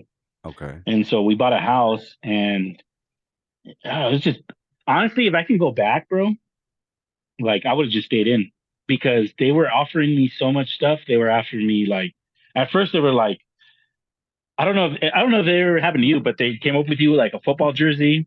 Hmm. Like it was a pretty nice football jersey, you know what I'm saying? Shit. And then they said, "Oh, you can go in. We can even you can re up in front of the cross swords. You know what I'm saying? Oh yeah, yeah, yeah. We can take you to Baghdad, even though we were in the south. Right. We'll fly up to Baghdad, and we can, And then they said you can go anywhere you want. Um, you can be a drill. I remember one time they said you can be a drill sergeant or you Mm. can be a recruiter. Um, and then they started offering me like random shit, like, well, we'll promote you, we'll Right. field promote you, um, Shit. just dumb shit. We'll offer you all kinds of money. Yeah. And I was just like, no, I can't because my ex-wife doesn't want me, or my wife, Right. currently ex-wife. Right. She doesn't want me to be in, Right. And I remember in the pit of my stomach, I don't know if it ever happens to you, but whenever there's like a crossroads in your life, there's always something in your stomach that's like, maybe you're not doing the right thing. You know what I'm saying? Yes. And that was one of those moments when I remember thinking, I remember when they came up to me and they said, "Hey, if you sign up right now for 3 years, we'll give you 10,000. And if you sign up indefinitely, we'll double that." Hmm. And I remember thinking like, fuck this. I'm just going to sign up, because Yeah. I always wanted to just finish out my career in the army. Right. And it was stupid because I was just like, nah, I already have a house. My chick is pregnant again with my son at the time. Well, I didn't know he was my son with my second child. Right. And I'm just like, you know what? I'll just do what she wants to do. Don't ever do that. If anybody, if anybody that's listening, if you have somebody that's going to be in the army, Right. just tell them to follow your gut. Don't follow what another person tells you, because in life, when you hit certain crossroads, you think like, fuck, dude, it could have been totally different. You know what I'm saying? Yeah. And that just happened to be one of those times. And I knew it, dude, because as soon as I got out, guess what? It was during the recession. Oh shit. Okay. Oh my God, dude.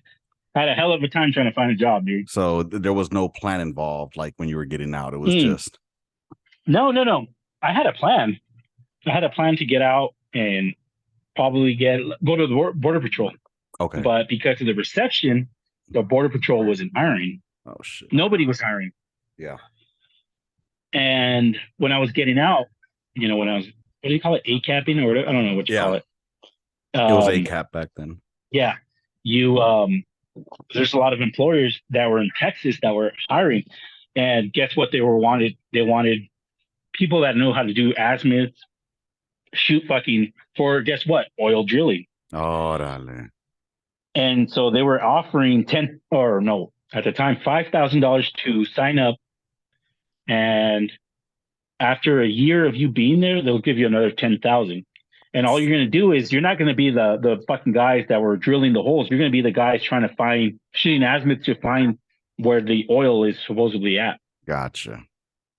Damn. And I turned that down because I was like, fuck it, I'm gonna go back home. Right. Dude, so many bad choices, bro. It Well, was just bad choice after bad choice after bad choice.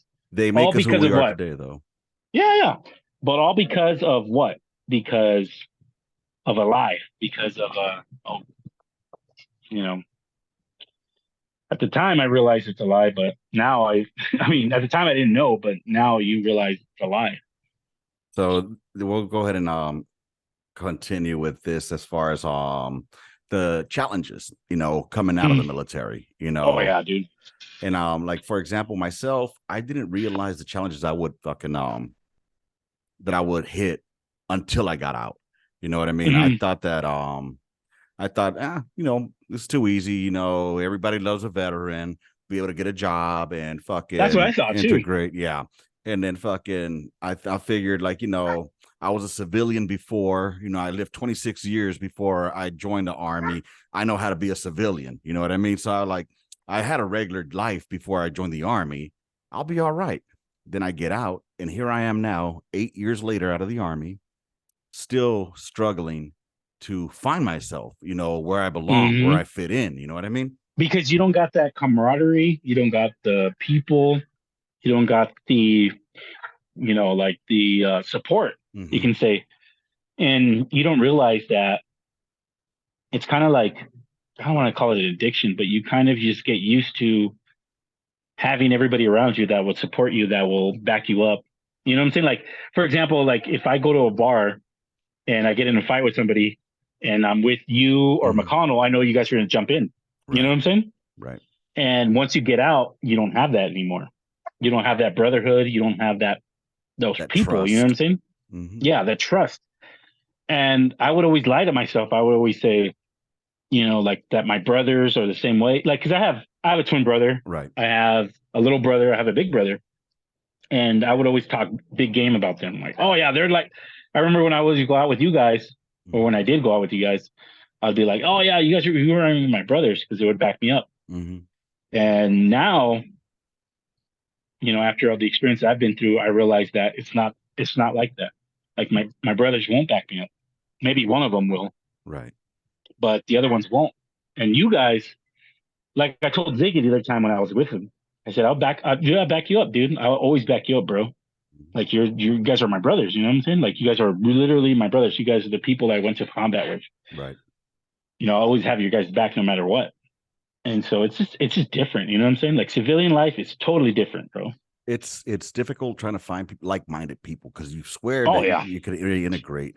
And I'll tell you what, the only place where I felt semi-comfortable since I've been out is when I go to the VA and there's other veterans there. Because even though I don't know them, we both served, and even if they were a different MOS or whatnot, it still just picks up and it's like, oh shit, and we bitch about it and we talk about, but everything's like, I feel like I'm inside of a home with people that are like distant cousins. You know what I mean? Oh yeah. So it's just crazy, dude. And then I tried, dude. I really fucking tried to, even with family, like you were saying, I say this a lot too. Like one of the most, when I realized things were fucking really different was when I was surrounded by my own family and I felt alone. You know what I mean? Because I was like, I felt like I had nothing in common with them. So it was like, fuck, this is horrible, man. And it's not that I don't love them or I love being around them. It's just that it's sometimes you have to put like a different face and pretend, like, and everything's all crimson and clover, but inside you're being eaten up alive. You know what I mean? Oh hell yeah. So that's what fucks me up, and dealing with that out here in the civilian sector is what fucked me. Yes. the guilt is what gets me a lot of times, dude. Like a lot of times, like if I'm having a good time, Mm-hmm. there's always that little fucking person in the back of your mind, like, oh, well, Lopez can't be here, or Reeves can't. You know what I'm saying? Like it's just, I don't Dude, know, man. It's just sometimes you're your only worst enemy, dude. So you got to be careful with that. it's a trip that you mentioned that, like the guilt part. When I went to Mm-hmm. go see my shrink, they told me I have survivor's guilt. So, because of what happened on January 5th. And, I didn't even go into the other deployments. I just told them about January 5th. You know what I mean? Mm-hmm. And that was enough for them to be like, okay, yeah, that was, this and that and this. That's what got me the 60% in the VA. I Mm-hmm. came up with my CAB Mm-hmm. certificate, and then I just told them a little bit about what happened on January 5th. Mm-hmm. And like I said, we've gone through more than that, Mm-hmm. but just that simple thing got me the 60%. And I was thinking to myself, like what the fuck? Like how is that even like I didn't even think that would qualify. I just went there because I couldn't I was having like panic attacks. I was Right. having like stupid shit that was happening to me. And so I went there just to get counseling, and they ended up Mm-hmm. giving me 60% disability. And I remember thinking at the time, like, dude, that's crazy. Like, how the hell am I 60% disabled? I don't feel disabled. Right. And that shit fucked me up because then they back paid me, and then I got a large sum of money, Mm-hmm. and that turned. You know how Biggie says, "The more money, the more problems." Yep. That's what happened. Yep. That's exactly what happened, especially And in a marriage, bro. that's where it fucks it up. So, coming out and then having these difficulties and, Hmm. you have your challenges already personally, dealing with yourself coming out of the military. But then, I don't know how in depth you want to go into this, but Oh, you we had can. okay, you had your challenges within your own family, Hmm. with your wife coming out, and then that led you to, on top of your PTSD, Hmm. and it led to, whatever, however you want to discuss that. You know what I mean? I'll leave the door open to you because I don't want to Okay, well, I don't want you to feel let's go down. forced or anything. So, No. We can go down the rabbit hole. So not. I don't want to put too much details into this right. because some people say certain things and then they feel some type of way. I'm not sure because maybe she'll even listen to this crap. Mm, But so long story short, I started having marital problems, right?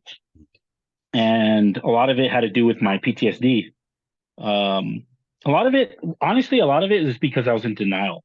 I pretended like I didn't have anything. I'll tell you one story real quick. Um, I had this fucking obsession with because I just bought a house, and honestly, even to this day, I don't even remember it. I don't even know if this is real or not. But I started feeling like there was mice in my house, and so for 2 weeks, dude, I fucking was hunting these motherfuckers, dude. And honestly, now I realize that it was in my head. Um, like I started setting up like fucking glue traps. I started sleeping in the fucking kitchen. Who the fuck sleeps in the kitchen? Just so that way I can catch these mice that weren't there. mm-hmm. And so after a while, that's when I realized, you know what, bro, you need help, bro. If you're gonna be sleeping in the kitchen with a combat knife with a fucking seal pup trying to kill fucking mice, like you need help, bro. And that's Mm-hmm. when I realized I needed help. So then I went and got the rating or whatever. Mm-hmm. And that's when I started working for the post office in 2010. Okay. And so it was perfect. Like I had a perfect life, dude. Like, I had my house, I had my kids, I had my wife, I had a good job at the post office, but I got comfortable. And then that's when the PTSD started coming out, like the weird shit. I started not wanting to go places, not wanting to do things. And I guess it ended up getting to my wife, and she started to see somebody else. She started seeing a Sancho or a Mm-hmm. Jody, as we call it, Right. Right. and somebody that didn't have these problems. And I made a bad decision, and I ended up attacking this motherfucker, dude. Right. And the stupid part is that I didn't attack him because he was seeing my wife, because I kind of already knew it was happening. Right. It's just the fact that my wife's family were lying to me. They were calling me crazy. She was calling me a crazy veteran. Like, oh, you're just a Oh, crazy veteran. You're just imagining in it. And that's what set me off, because I saw them and I saw that their family knew about it. right. And so I attacked this mother, but I didn't even attack him. I attacked his car. And so I ended up getting 8 years in prison for it. And this was in 2018. And so I lost everything, dude. Like, I had my own apartment, I had my car paid off, had a great job. I actually even had a couple of girlfriends. Mm-hmm. And I lost all that because of rage, because of the PTSD, you know, because of your pride, you're hurt. Yeah. And so, like even now, I don't get to talk to my kids.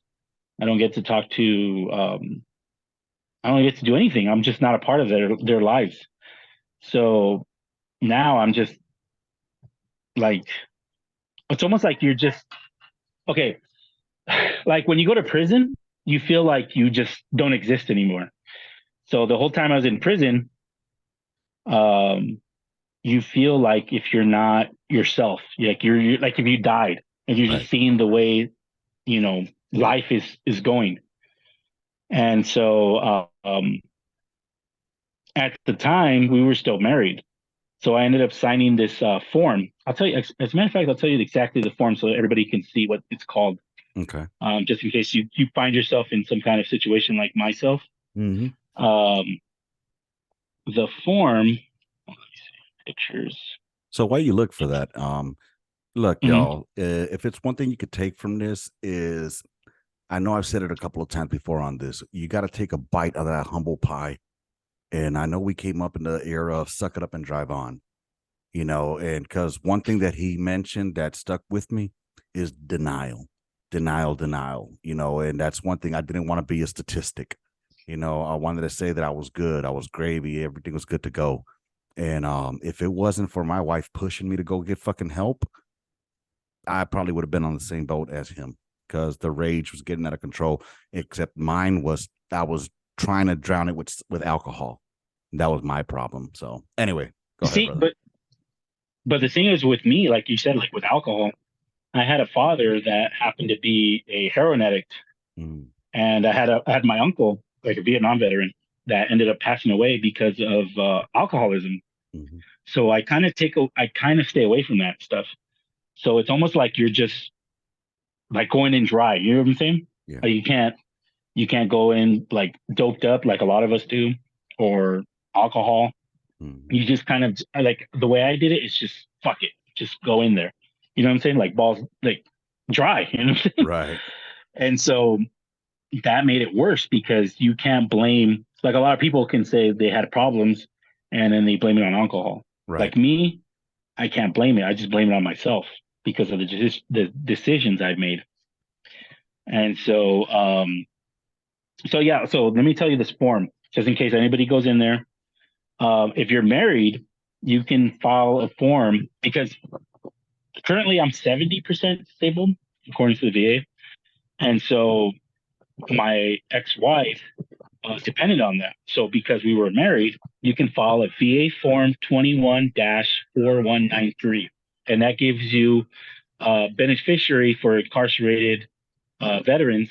So basically, everything drops to 10%. And the other 90% usually goes back to the VA because Okay. somebody's taking care of you. Right. But if you have dependents and a wife, let's just say a wife and kids, that 90%, instead of going back to the VA, it goes to your dependents. Okay. Gotcha. So, yeah.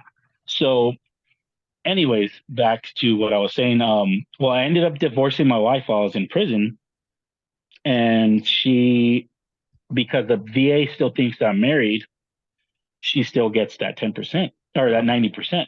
And even to this day, um, that's where all the legal stuff happens because as I'm sitting here today, I don't even get the other 90%. I don't even get the 10% because you have I don't know if you guys know, but you got the direct deposit, right? Right. So you got your direct deposit. And while I was incarcerated, I gave my mom the power of attorney. Let's stop it right there. Well, It's about to shut okay. down, and I'm gonna shoot Oh, you the shoot. next link. Okay. I'll shoot you the Okay. next link in 10 minutes. All right, brother? And we're gonna pick Okay. up Sounds right good. there. Yep. All right, too easy, brother. I appreciate you. All right, man. I'll see you in a minute. Well, 10 minutes. Okay. All right, later. 10 minutes. Okay. All right, y'all. Welcome to the closing chapter, we'll say, for this episode, because I'm in a fucking oven right now, and the story is good. We've gone through the beginning, the middle, and now we're coming towards the current on the story of Holguin over here. And as y'all can see, one thing I want to put out is, his story is his story, but it's not the only story like that, And the reason that I like to do this shit is because I call it a therapy without the therapist. Sometimes, we need to have that person that we can talk with, that we jive with, that we can fucking, know that we can talk to without having any fucking judgment, and that understands us. You know what I'm saying? And also that you're not the only one going through issues in your life, So no matter how hard it gets, bro, there's always somebody out there that can empathize with you or sympathize with you. So with that said, the last we were talking about was you were busted, you were doing time, and the finances with the VA got fucking fucked up because you got a divorce while you were locked up. And so there was a form that needed to get taken care of, and your mom had the POA, and pick it up from there, brother. Okay, so what ended up happening was that obviously you can't take care of yourself while you're in there. So I gave power of attorney to my mother. And somehow, like lately, especially during COVID, there was people trying to do scams on, especially on older people. Right. And somehow she ended up falling for one of these scams. And so she ended up having to close my account because she thought maybe she gave away some information she shouldn't have. Right. And so she closed my account without changing my direct deposit form. And so without changing it. And so what ended up happening was that the VA turned off the faucet, so to say. And so I still had my rating, but they just turned it off because there was no direct deposit to put their money in. And so the weird part about that is that because of that form that I put in, the VA turned off the faucet on me, but they kept paying my ex-wife.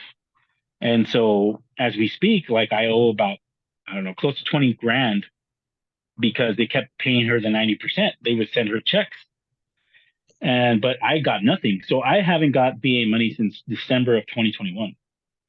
And so right now, when I got out in, June 12th of 2023, it's like 2 months or 2 years of back pay that they owe me. And I thought maybe I can just put the direct deposit in and boom, it'll be fixed. But no, they shut off the faucet. And apparently it takes them forever to turn back on the faucet. So me as the veteran, I get zero. I'm getting zero from the VA, but my ex-wife is getting the full sum, like about, I don't know, close to 18,000. And so they still keep giving her that money. And then on my end, it shows up as a debt. Like I owe the VA money. So like a no pay due is what's going to end up coming. It's literally called the debt. So right now, if I log into my VA, it'll say that I owe the VA about $18,000. Yeah, it's crazy. I didn't even know they do that. So, and you've been trying. You were talking to me earlier in the week. We were talking about you were given pretty much the fucking runaround. Oh yeah. So I got out and I had the assumption that it will just be easy just to, get this started back up to fix. And no, like they look down on people that are incarcerated. So let me backtrack. So the VA does this drop to 10%. So you get 10% of whatever you get. So let's say you're 80%, you get 10% of that. If you're only getting 10% from the VA, they'll let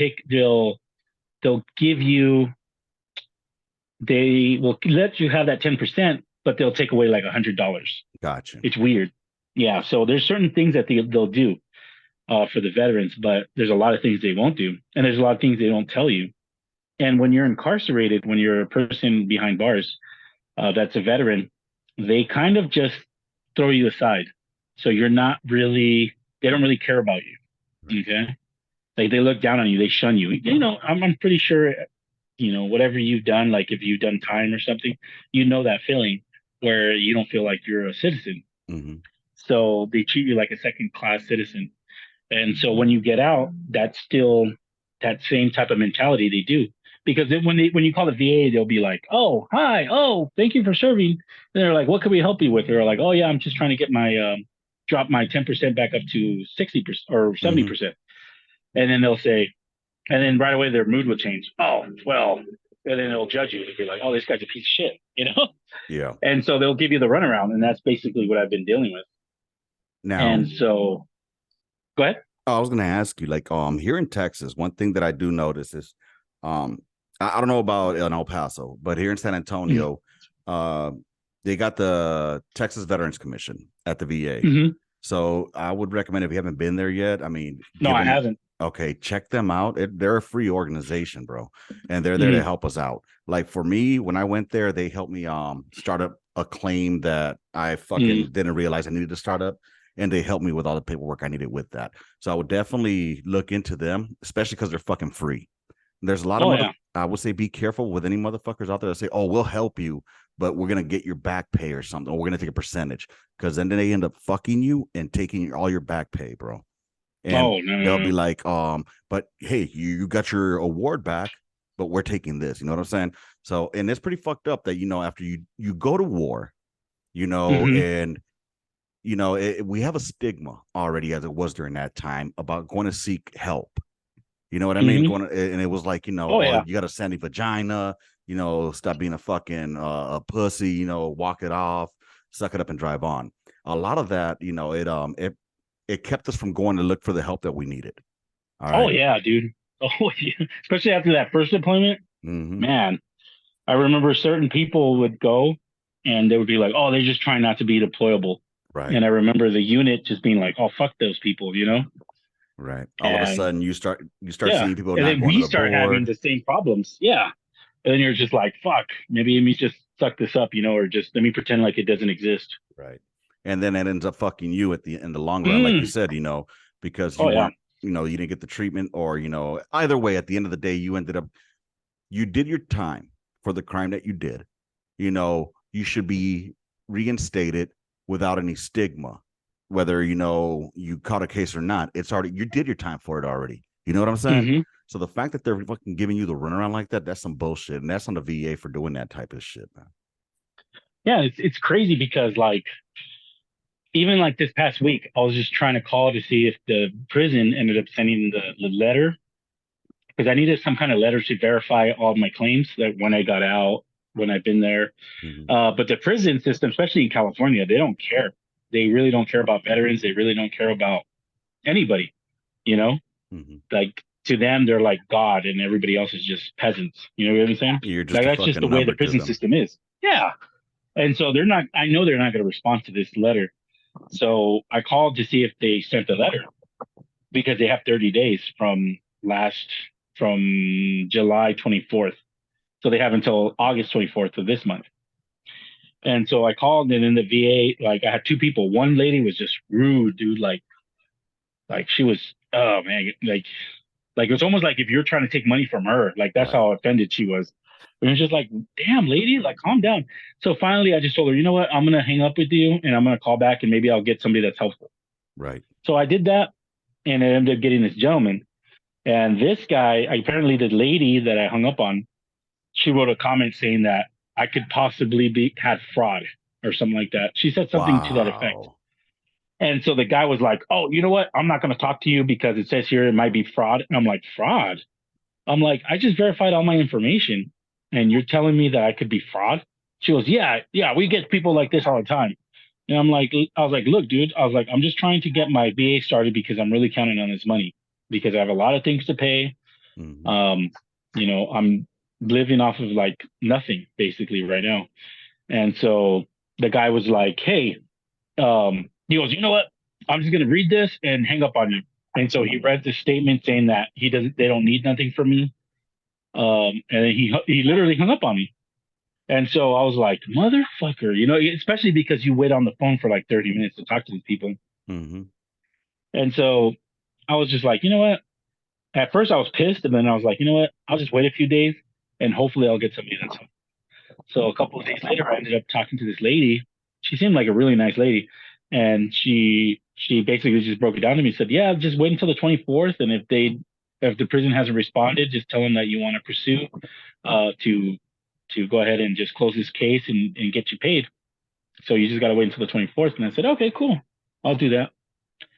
So something as simple as that they could have yeah, done, they couldn't help you with. And it's fucked up because it's not like you're fucking trying to rip off the government or anything like that. This is something oh that no you've no, earned.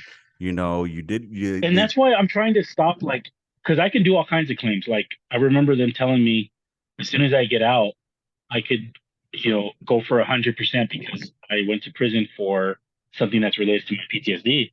Mhm. And along with other issues that I've been having, like breathing issues, coughing up blood, bowel movements, like really bad stuff, Mhm.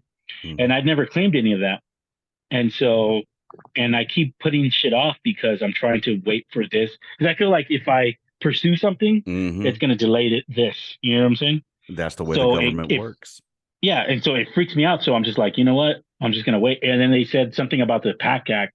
I didn't even Yes. know about that for the burn pits and all that shit, Yep. or about burning shit. Like when we used to burn shit. Did you get onto Um, the PACT Act? Did you get oh into the yeah, PACT? Good. yeah. So I ended up putting some kind of like it's not a claim, but it's kind of like saying that you're intending to do it. Yeah. So I put that in, but I haven't filled it completely out because I'm waiting for this No, initial thing to you're go through. 100% on that. You're Yeah. good. Good thing you did the Mhm. PACT thing because that shit, Hunt was talking about it on the last episode Mhm. with Marquez. So if you get a Mhm. chance, listen to that episode, and it's gonna be like towards the end of the episode. Like I would say, Mhm. like the last 30 minutes of it, Hunt starts talking about the PACT Act, and also I think they go back 1 year. They give you like a year back pay on that, as well as you don't have to bring up any evidence as far as like what you're talking about right now, like the coughing of Yeah. blood, the bowel movement, because that's all shit that's going to be already on your end. In other words, that's going to be, since you were in those areas of operation Mhm. during that time frame, it's going to be automatically assumed on your end that it's correct. So that way, but Yeah. like you said, wait till all this is over, because if not, what's going to end up happening is that as Mhm. soon as you open up a file, all your shit is going to get pushed to the back and restart all Mhm. over again. I think that's just because that's how bureaucracies work and how the VA Oh seems to yeah, work, bro. yeah. And you know who told me about that? Because I didn't even think about I didn't even know the PACT Act because obviously I've been away for 5 years. Mm-hmm. Was Amber? Amber brought it up, Nice. and so I was like, "What the hell is that?" And I ended up researching it, and she helped me out with it. And I was like, "Oh shit, that's what I'm going through." Like as far as like the lung issues or whatever. I like the And symptoms I'm you're just having. like, yeah, yeah, yeah. So I ended up, yeah. So she kind of helped me out with that. So I wouldn't even have known because of that. Good shit. I So didn't even hear about it until Hunt brought it up last week. So yeah, it's crazy because you're just like, I'm just like, fuck, dude. Like, I didn't even know it was something in law that I'm going through that, you know, that we could it's have gone it through. it's something that's We could have got. beneficial to us veterans, and that's what's fucked up. Mhm. The government is quick to take your fucking money in a heartbeat, but when it's time for them to fucking pay up, it's gonna be a hot minute. Oh yeah, they'll drag their feet. They'll drag the shit out of their feet. And then you got those ass clowns that go and fucking make claims that they have no issues, and they just clog up the fucking system. You know what I mean? Oh, Making it harder for you know, people like you to get your and shit. that's the problem. Like that's what I tell you. Like that's why I hate San Diego County. Is because you have so many people there. Mm. Um, Navy that Mm-hmm. kind of like I remember going through some of these meetings for the PTSD, and Mm-hmm. these guys would just talk about nonsense. Like, and I'd be like, well, and then they would get to me, and I'd be like, dude, I don't even want to share because these guys are talking about almost falling off ships or Right. whatever, or almost getting chlamydia, and that's what gave them PTSD. And you're just like, what in the flying fuck? Like, what are you talking Yeah. about? Yep. It's It, funny it you mentioned that, bro, because that was one of the reasons that I didn't go to group therapy for a long time. mm, I was scared. Honestly, this is just me being completely transparent. mm, That it was going to become like a dick measuring contest. And not only that, but if it wasn't that, it was going to be motherfuckers that were exaggerating shit. And I mhm. know me, I would call them out in a fucking quickness. You know, to be like, Dude, but we don't even like where I was at. yeah, They didn't even have that. So sometimes I wouldn't even like. I started being where I was like, I had group session that day, and I was like, fuck it, I'm not gonna go because I don't want to hear these guys because these guys talk about nonsense. yeah, And so, and you can tell half of them are faking it. right. And so, and you feel like stupid, like telling them that you couldn't sleep or that you couldn't pass this. There was too many overpasses on the 15 North, you know. Mm-hmm. So, and these guys won't know what the hell you're talking about, and then you feel judged, and you're just like, "What this?" You know. And Yeah, that's why a lot of times I wouldn't even go. it's a trip. Like, you know, a lot of motherfuckers, like you're mentioning, like we spent our first deployment, we spent the majority of the time on the roads, you know, and we knew that any of those motherfucking moments, we could be gone. Like I said, I mean, one of the biggest things you always did for me was you know, and as crazy as it sounds, like, you know, we really rolled the dice every day going out there, Oh yeah. you know, and shit. Those for all the miles that we ran, the fact that we didn't fucking have any KIAs, I mean, it's fucking because I remember before we left, excuse me, before we deployed, they told us that the ones that Oh yeah. die are the gunners, Mm-hmm. and that you And they know told us that like half of us won't come back. Remember that? exactly, Mm-hmm. exactly, you know that we were more than likely the gunners were not going to make it back, you know, and it's funny because I talk about this with Juarez, you know, being the lead gun truck, we were just the guinea pigs. You know, that's why they Mm-hmm. always kicked us out 100 meters in front of everybody so that we could get hit. And then, you know, and it was something that we came to terms with. Like, I knew it in my head that I was not going to come back. You know, in my head, I had already Mm-hmm. accepted it.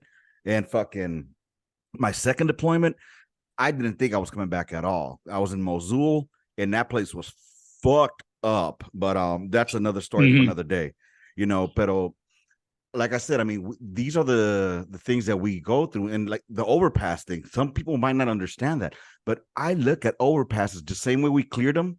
I still look at Mm-hmm. them that way, and when I see somebody standing or walking over an overpass, I don't know how to explain this feeling, but it's something in between, like almost getting the chills, but you don't get the chills. Like you just feel like Do you not get that stiff pressure, back? Like, do you get that fucking back where you're just like your back just kind of like tenses up. yes, But and like it's you like you like want to get the chills, but you don't get the chills. mm, It's kind of weird, bro. I don't know how to, but that's how it fuck. I know exactly what you're talking about with overpasses, bro. mm. And you know, and it's funny because you're like the only other person I've heard mention it. You know about the Oh fucking yeah. I tell them. overpasses.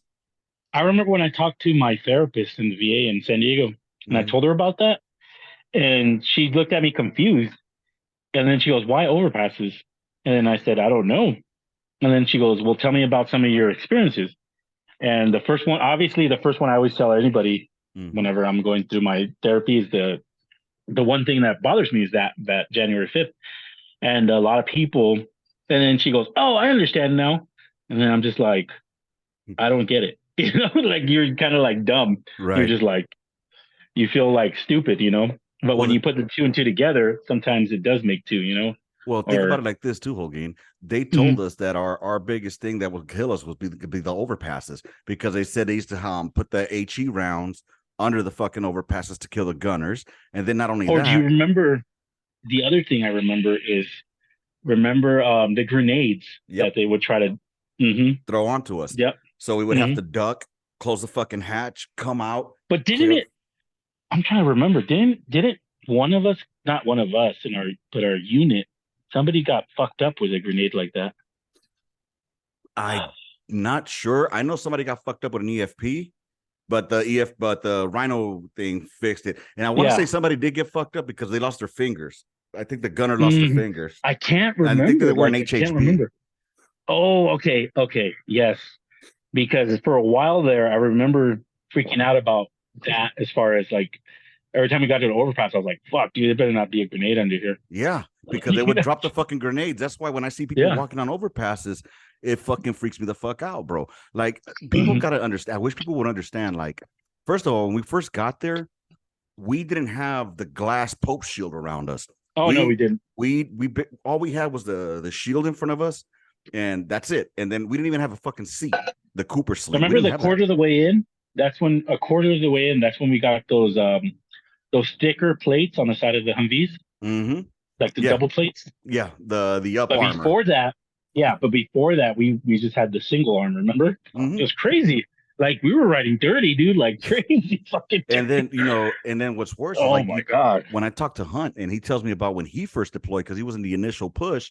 He's like, man, we were in thin skins. Yeah, they were in thin skin, bro. Oh my god, they had to fucking put the 240 and ratchet strap that shit down. You know what in the fuck? So it's a trip. Like just thinking about this. Because if anybody understands what you're talking about, it's this guy. I was scared of fucking goddamn piano wire. I don't know how many times I said there's going to be piano wire across the roads. Yeah. Then the shield, that thick ass fucking shield, bro. God. The one that gave you the headaches, the front headaches, because it was always like. And that explains my fucking migraines now. Then why I got fucking migraines, bro? Because that shield was fucking heavy. Yeah, dude, it was like a piece of fucking like thick ass, like what is it? It was like a quarter of an inch. Yeah, it was like thick as fuck, dude. Dude, I wish I had the picture. I think I have a picture. I got not anymore. I'm sure I had one somewhere. I know the one that has a lot of pictures is Diaz and fucking and Carter. Carter has pictures. Oh, Carter does too. Oh yeah, Carter does have a shitload of pictures. Does he still have that Saddam head? Yeah, he does. He still has the fucking Saddam head, bro. Yep. I think he has the video también of January 5th. Oh, I think I have. Oh, well, I keep saying I have it, but I'm pretty sure I don't anymore. Yeah, I don't know where it's at, but I ain't even trying to see that shit again, man. No, I don't like seeing that shit. Oh man, but fucking dude, I'm happy that you came on here, man, and told us about it. Let me ask you, now that you're out, fool, out,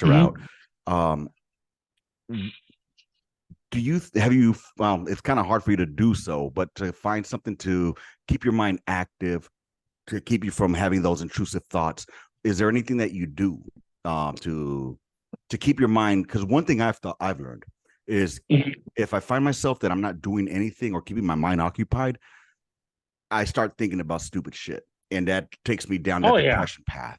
So is there anything that you do in order to for me, it was my motorcycle. I ride my motorcycle and it gives me keeps my mind focused on something other than my thoughts. Well, right now, honestly, I feel like because I've been gone so much, I feel like I have to catch up on a lot of things. Right. So luckily, because on my family side, on my dad's side, they're welders, and on my mom's side, they're bakers.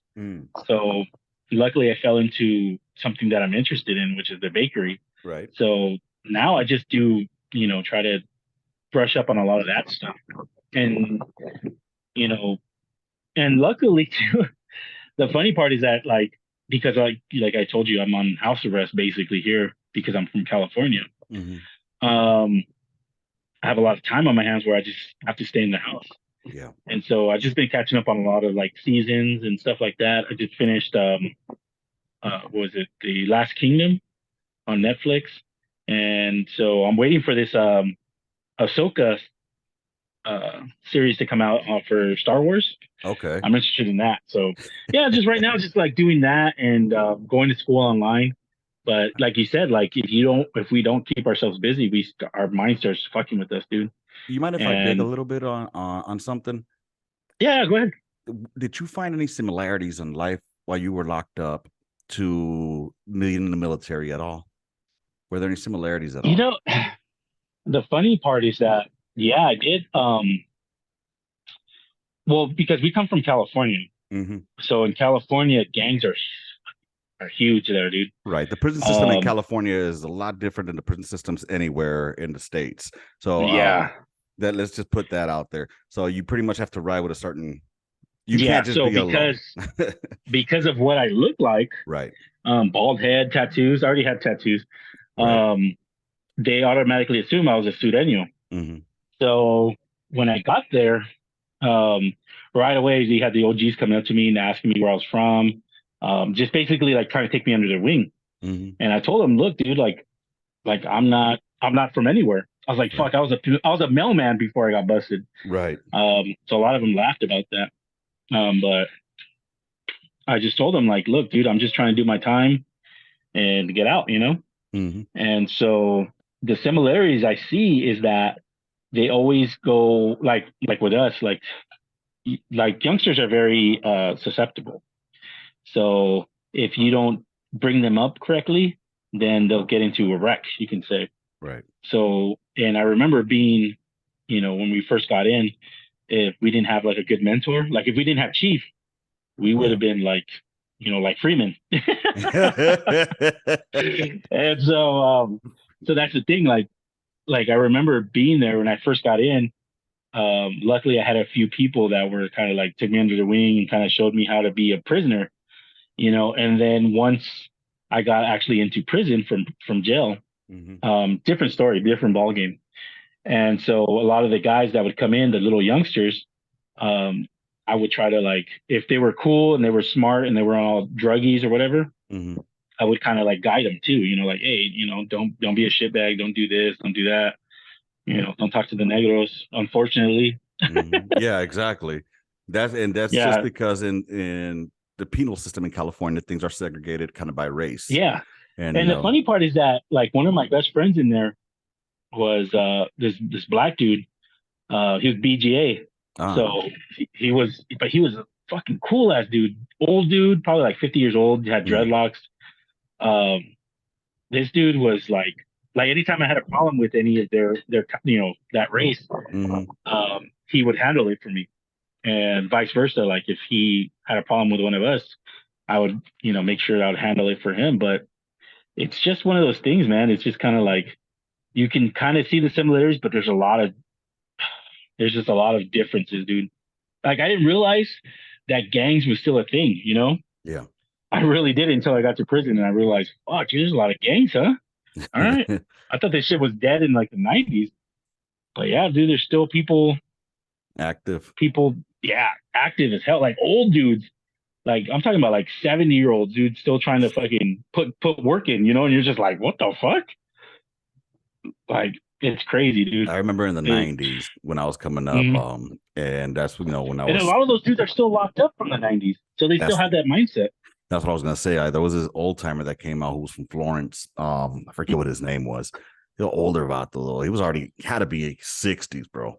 And that fool was still dressed up all tumbado, big ass Ben Mm-hmm. Davis, Cortez's t-shirt. I'm All like, fucking. damn, fool, you a veterano now, dog. You ain't even got to Mhm. do all this shit.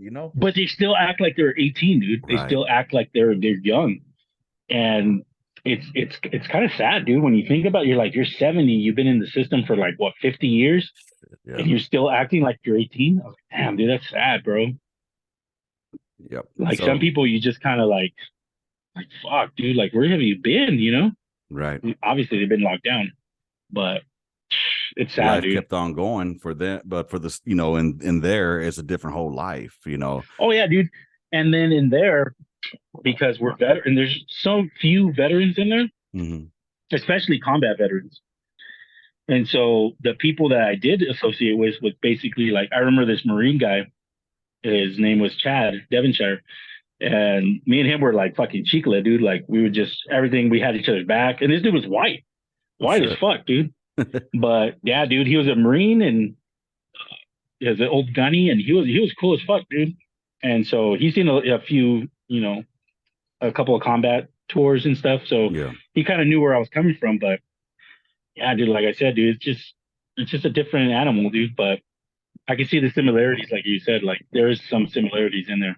Right. Like there's structure in there. There's Uh huh. The routines that you have to structure. do. Oh yeah. There's routines. There's A lot of politics though. That's a yeah. whole But that different the that's a good different thing is beast. though is that, like I said, because I wasn't from anywhere and I Yeah. wasn't trying to claim anything, I was, and because I was fucking quick to beat the shit out of somebody if they acted a fool. That's that's the thing, dude. Like when you have chuckums, dude, they'll they'll shut them up right away. Yeah. You can only tell them, hey, dude, calm down. Hey, I don't want, I'm good. I don't want none of this shit. And when Mm-hmm. they keep pressing your buttons, sometimes you just gotta fire the shit up. It's just that's just prison, If dude. if it's one thing I know about Holguin is he will definitely back his shit up in a heartbeat. You know what I'm saying? No ifs, ands, or buts. quick triggers. You know, I mean, I remember the first time that I saw your anger was we're playing fucking in your room. We are playing fucking Madden. And I started whooping your ass on it, and you grabbed your control and started beating the shit out of it. And I'm like, what the fuck was just a game?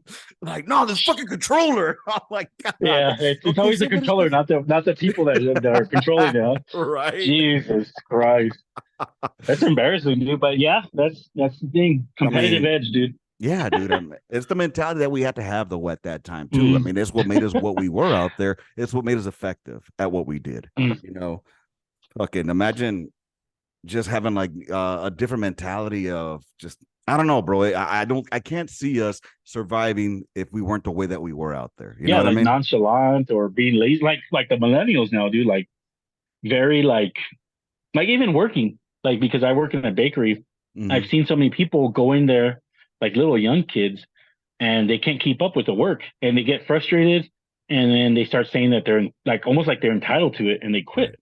And you're just like, how the fuck can you have that mentality, you know? And I remember thinking like, these dudes would have, they wouldn't have survived fucking a week what we were doing, So let me back in our ask you. day.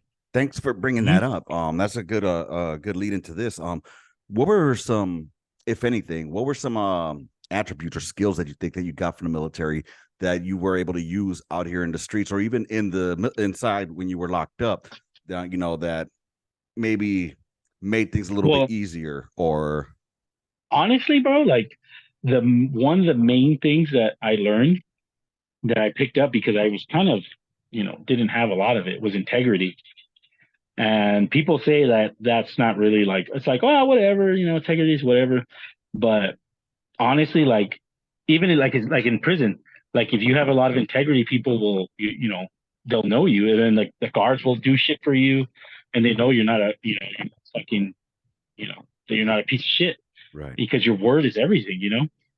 And that actually, I learned that, let's go back because I learned that from our first deployment Mm-hmm. when me and Cruz, oh shit, he's not even alive anymore. That's crazy. We were drawing shit in the Humvee Oh, up during in the QRF, yes, the ceiling. and so we got caught, and so I remember learning that shit because I was like, you know what? Maybe Cruz will man up because I don't want to take the bullet. But eventually, I was like, you know what? Fuck it, I'll take the bullet, dude. Fuck this shit because I did do it, and I'm not gonna sit back and let somebody else do it. Yeah. And that honestly led me to a lot of shit, like where people are like, dude, this guy has he's a man of his word. You know what I'm saying? Yeah. And so that's one of the things that in life that's really helped me out a lot because if I tell you I'm going to do something or if I'm going to, it's hard for me to quit or it's hard for me to, you know, like to not do it. If I'll tell you I'm going to do something, I'm going to do it. You know what I'm Right. saying? Yeah. And so that means a lot, dude, because not a lot of people have that. You know what I'm saying? It's funny that you And mentioned the so, fucking drawing on that roof because I was thinking about that when I was talking about QRF. I was thinking mhm. about about how you got fucking in trouble for that shit because for Oh yeah, drawing on dude, the that was little terrible. ceiling. Yeah, hmm it's fucking And that so was it was so stupid because it was just a stupid drawing. yeah, it's I so still remember that day because we were talking, me and Cruz, we were talking about it, and then Cruz like, oh, you know what? You should draw something like that in the roof, so that way when we're bored and we're just sitting there driving, he goes, it's only for the drivers though, because they're the only ones gonna see it. right. And guess who saw it? And guess all the motherfuckers. That's was Samson, and that fool threw a fucking. He was You broke pissed up. about it. What did you say? Yeah. You broke up. Oh my bad. I said the only one that saw it was Sandra Sola. He's the one Uh that saw it. yeah, And he freaked out, dude. He yeah, was he like, did. that's not us. That's not our. That's not. Oh, sorry, it's windy over here. Oh no, you're good. No, but you right on that, man. Like, I mean, Mhm. that's why I remember when I shot up at the bus, we didn't even want to call that shit up because we Mhm. knew that there was going to be a SIR. He would report that shit Mhm. up quick. Dude, remember when Oh we yeah. remember the fucking EOD when we hmm had to wait out there on Irish for like fucking 6 hours for a goddamn a box of bottled water. Yeah. Jesus fucking Christ, bro. Like, sir, can I Out in just the shoot hard this sun. shit? Ugh. Yep. But I I remember mean, that shit. he was definitely by the regs. He was definitely by the book. But he was a good PL. And him and Hmm. Smoke, I mean, they went at it, here and Hmm. there. But at the end of the day, he did his job. He got us there and he brought us all back. Hmm. Wherever he's at, I wish I could see what's up with or well, he should be Mr. Santa so by now, Yep. or as Smoke call him Santa Losa. Santa Rosa. Where Italians come from, like the Bronx, Brooklyn, everywhere. Smoke like no, like where they from? Italy? Oh man, I love that there's a shit, lot of dude. smokeisms, man, Hmm. dude. So again, man, I really appreciate you being here. Oh yeah, dude. I'll This come was, on anytime you need, dude. If dude. you, like I I, said, I I'd be like being here and whenever talking. you want to come on here and chop it up, shoot the shit. I'm all about it, bro. I mean, normally it's just get on here, just talk, shoot the shit, just what's been going on with life, a lot of fucking current events, like what's going on Hmm. with the border and all this bullshit and Trump. That shit, I gotta stop watching fucking news again. I stopped watching the news for a while, bro, and everything was so peaceful in my life. Then I started watching it again. It's like, oh god damn it, I don't want to see this See, right shit. now I'm not even watching TV. I'm just streaming shit on my phone. Mm-hmm. So it's not even like I don't even get to watch news or anything. So sometimes I don't even know. Like I Yeah. barely figured out that there was a hurricane coming to my hometown. So I'm just like, oh shit. You know? Well, keep it like that, bro. I'll give you some. Yeah. Keep it like that, dude. And don't on social media. Don't argue with people, bro. Oh no, no. It's fucking retarded. I was I'm guilty of hardly that even too. on there, dude. Sometimes I just like post shit just because I find something that's funny Yeah. and I post it. But other than that, I kind of just like do my own thing, you know? Yes, sir. Dude, whenever you come to Um, San Antonio, man, let me know. There's always a oh, fucking bed dude, here for you. like I said, as soon as I'm off this, like, well, hopefully it's be in 40 days, then I can be able to travel. Right. Then like I told you, dude, I already promised you I'm going over there. Fuck So yeah. let's Porque say at least sometime in the beginning of next year. Because, dude, I mean, look, I got 2 minutes left before this shit blanks out on me.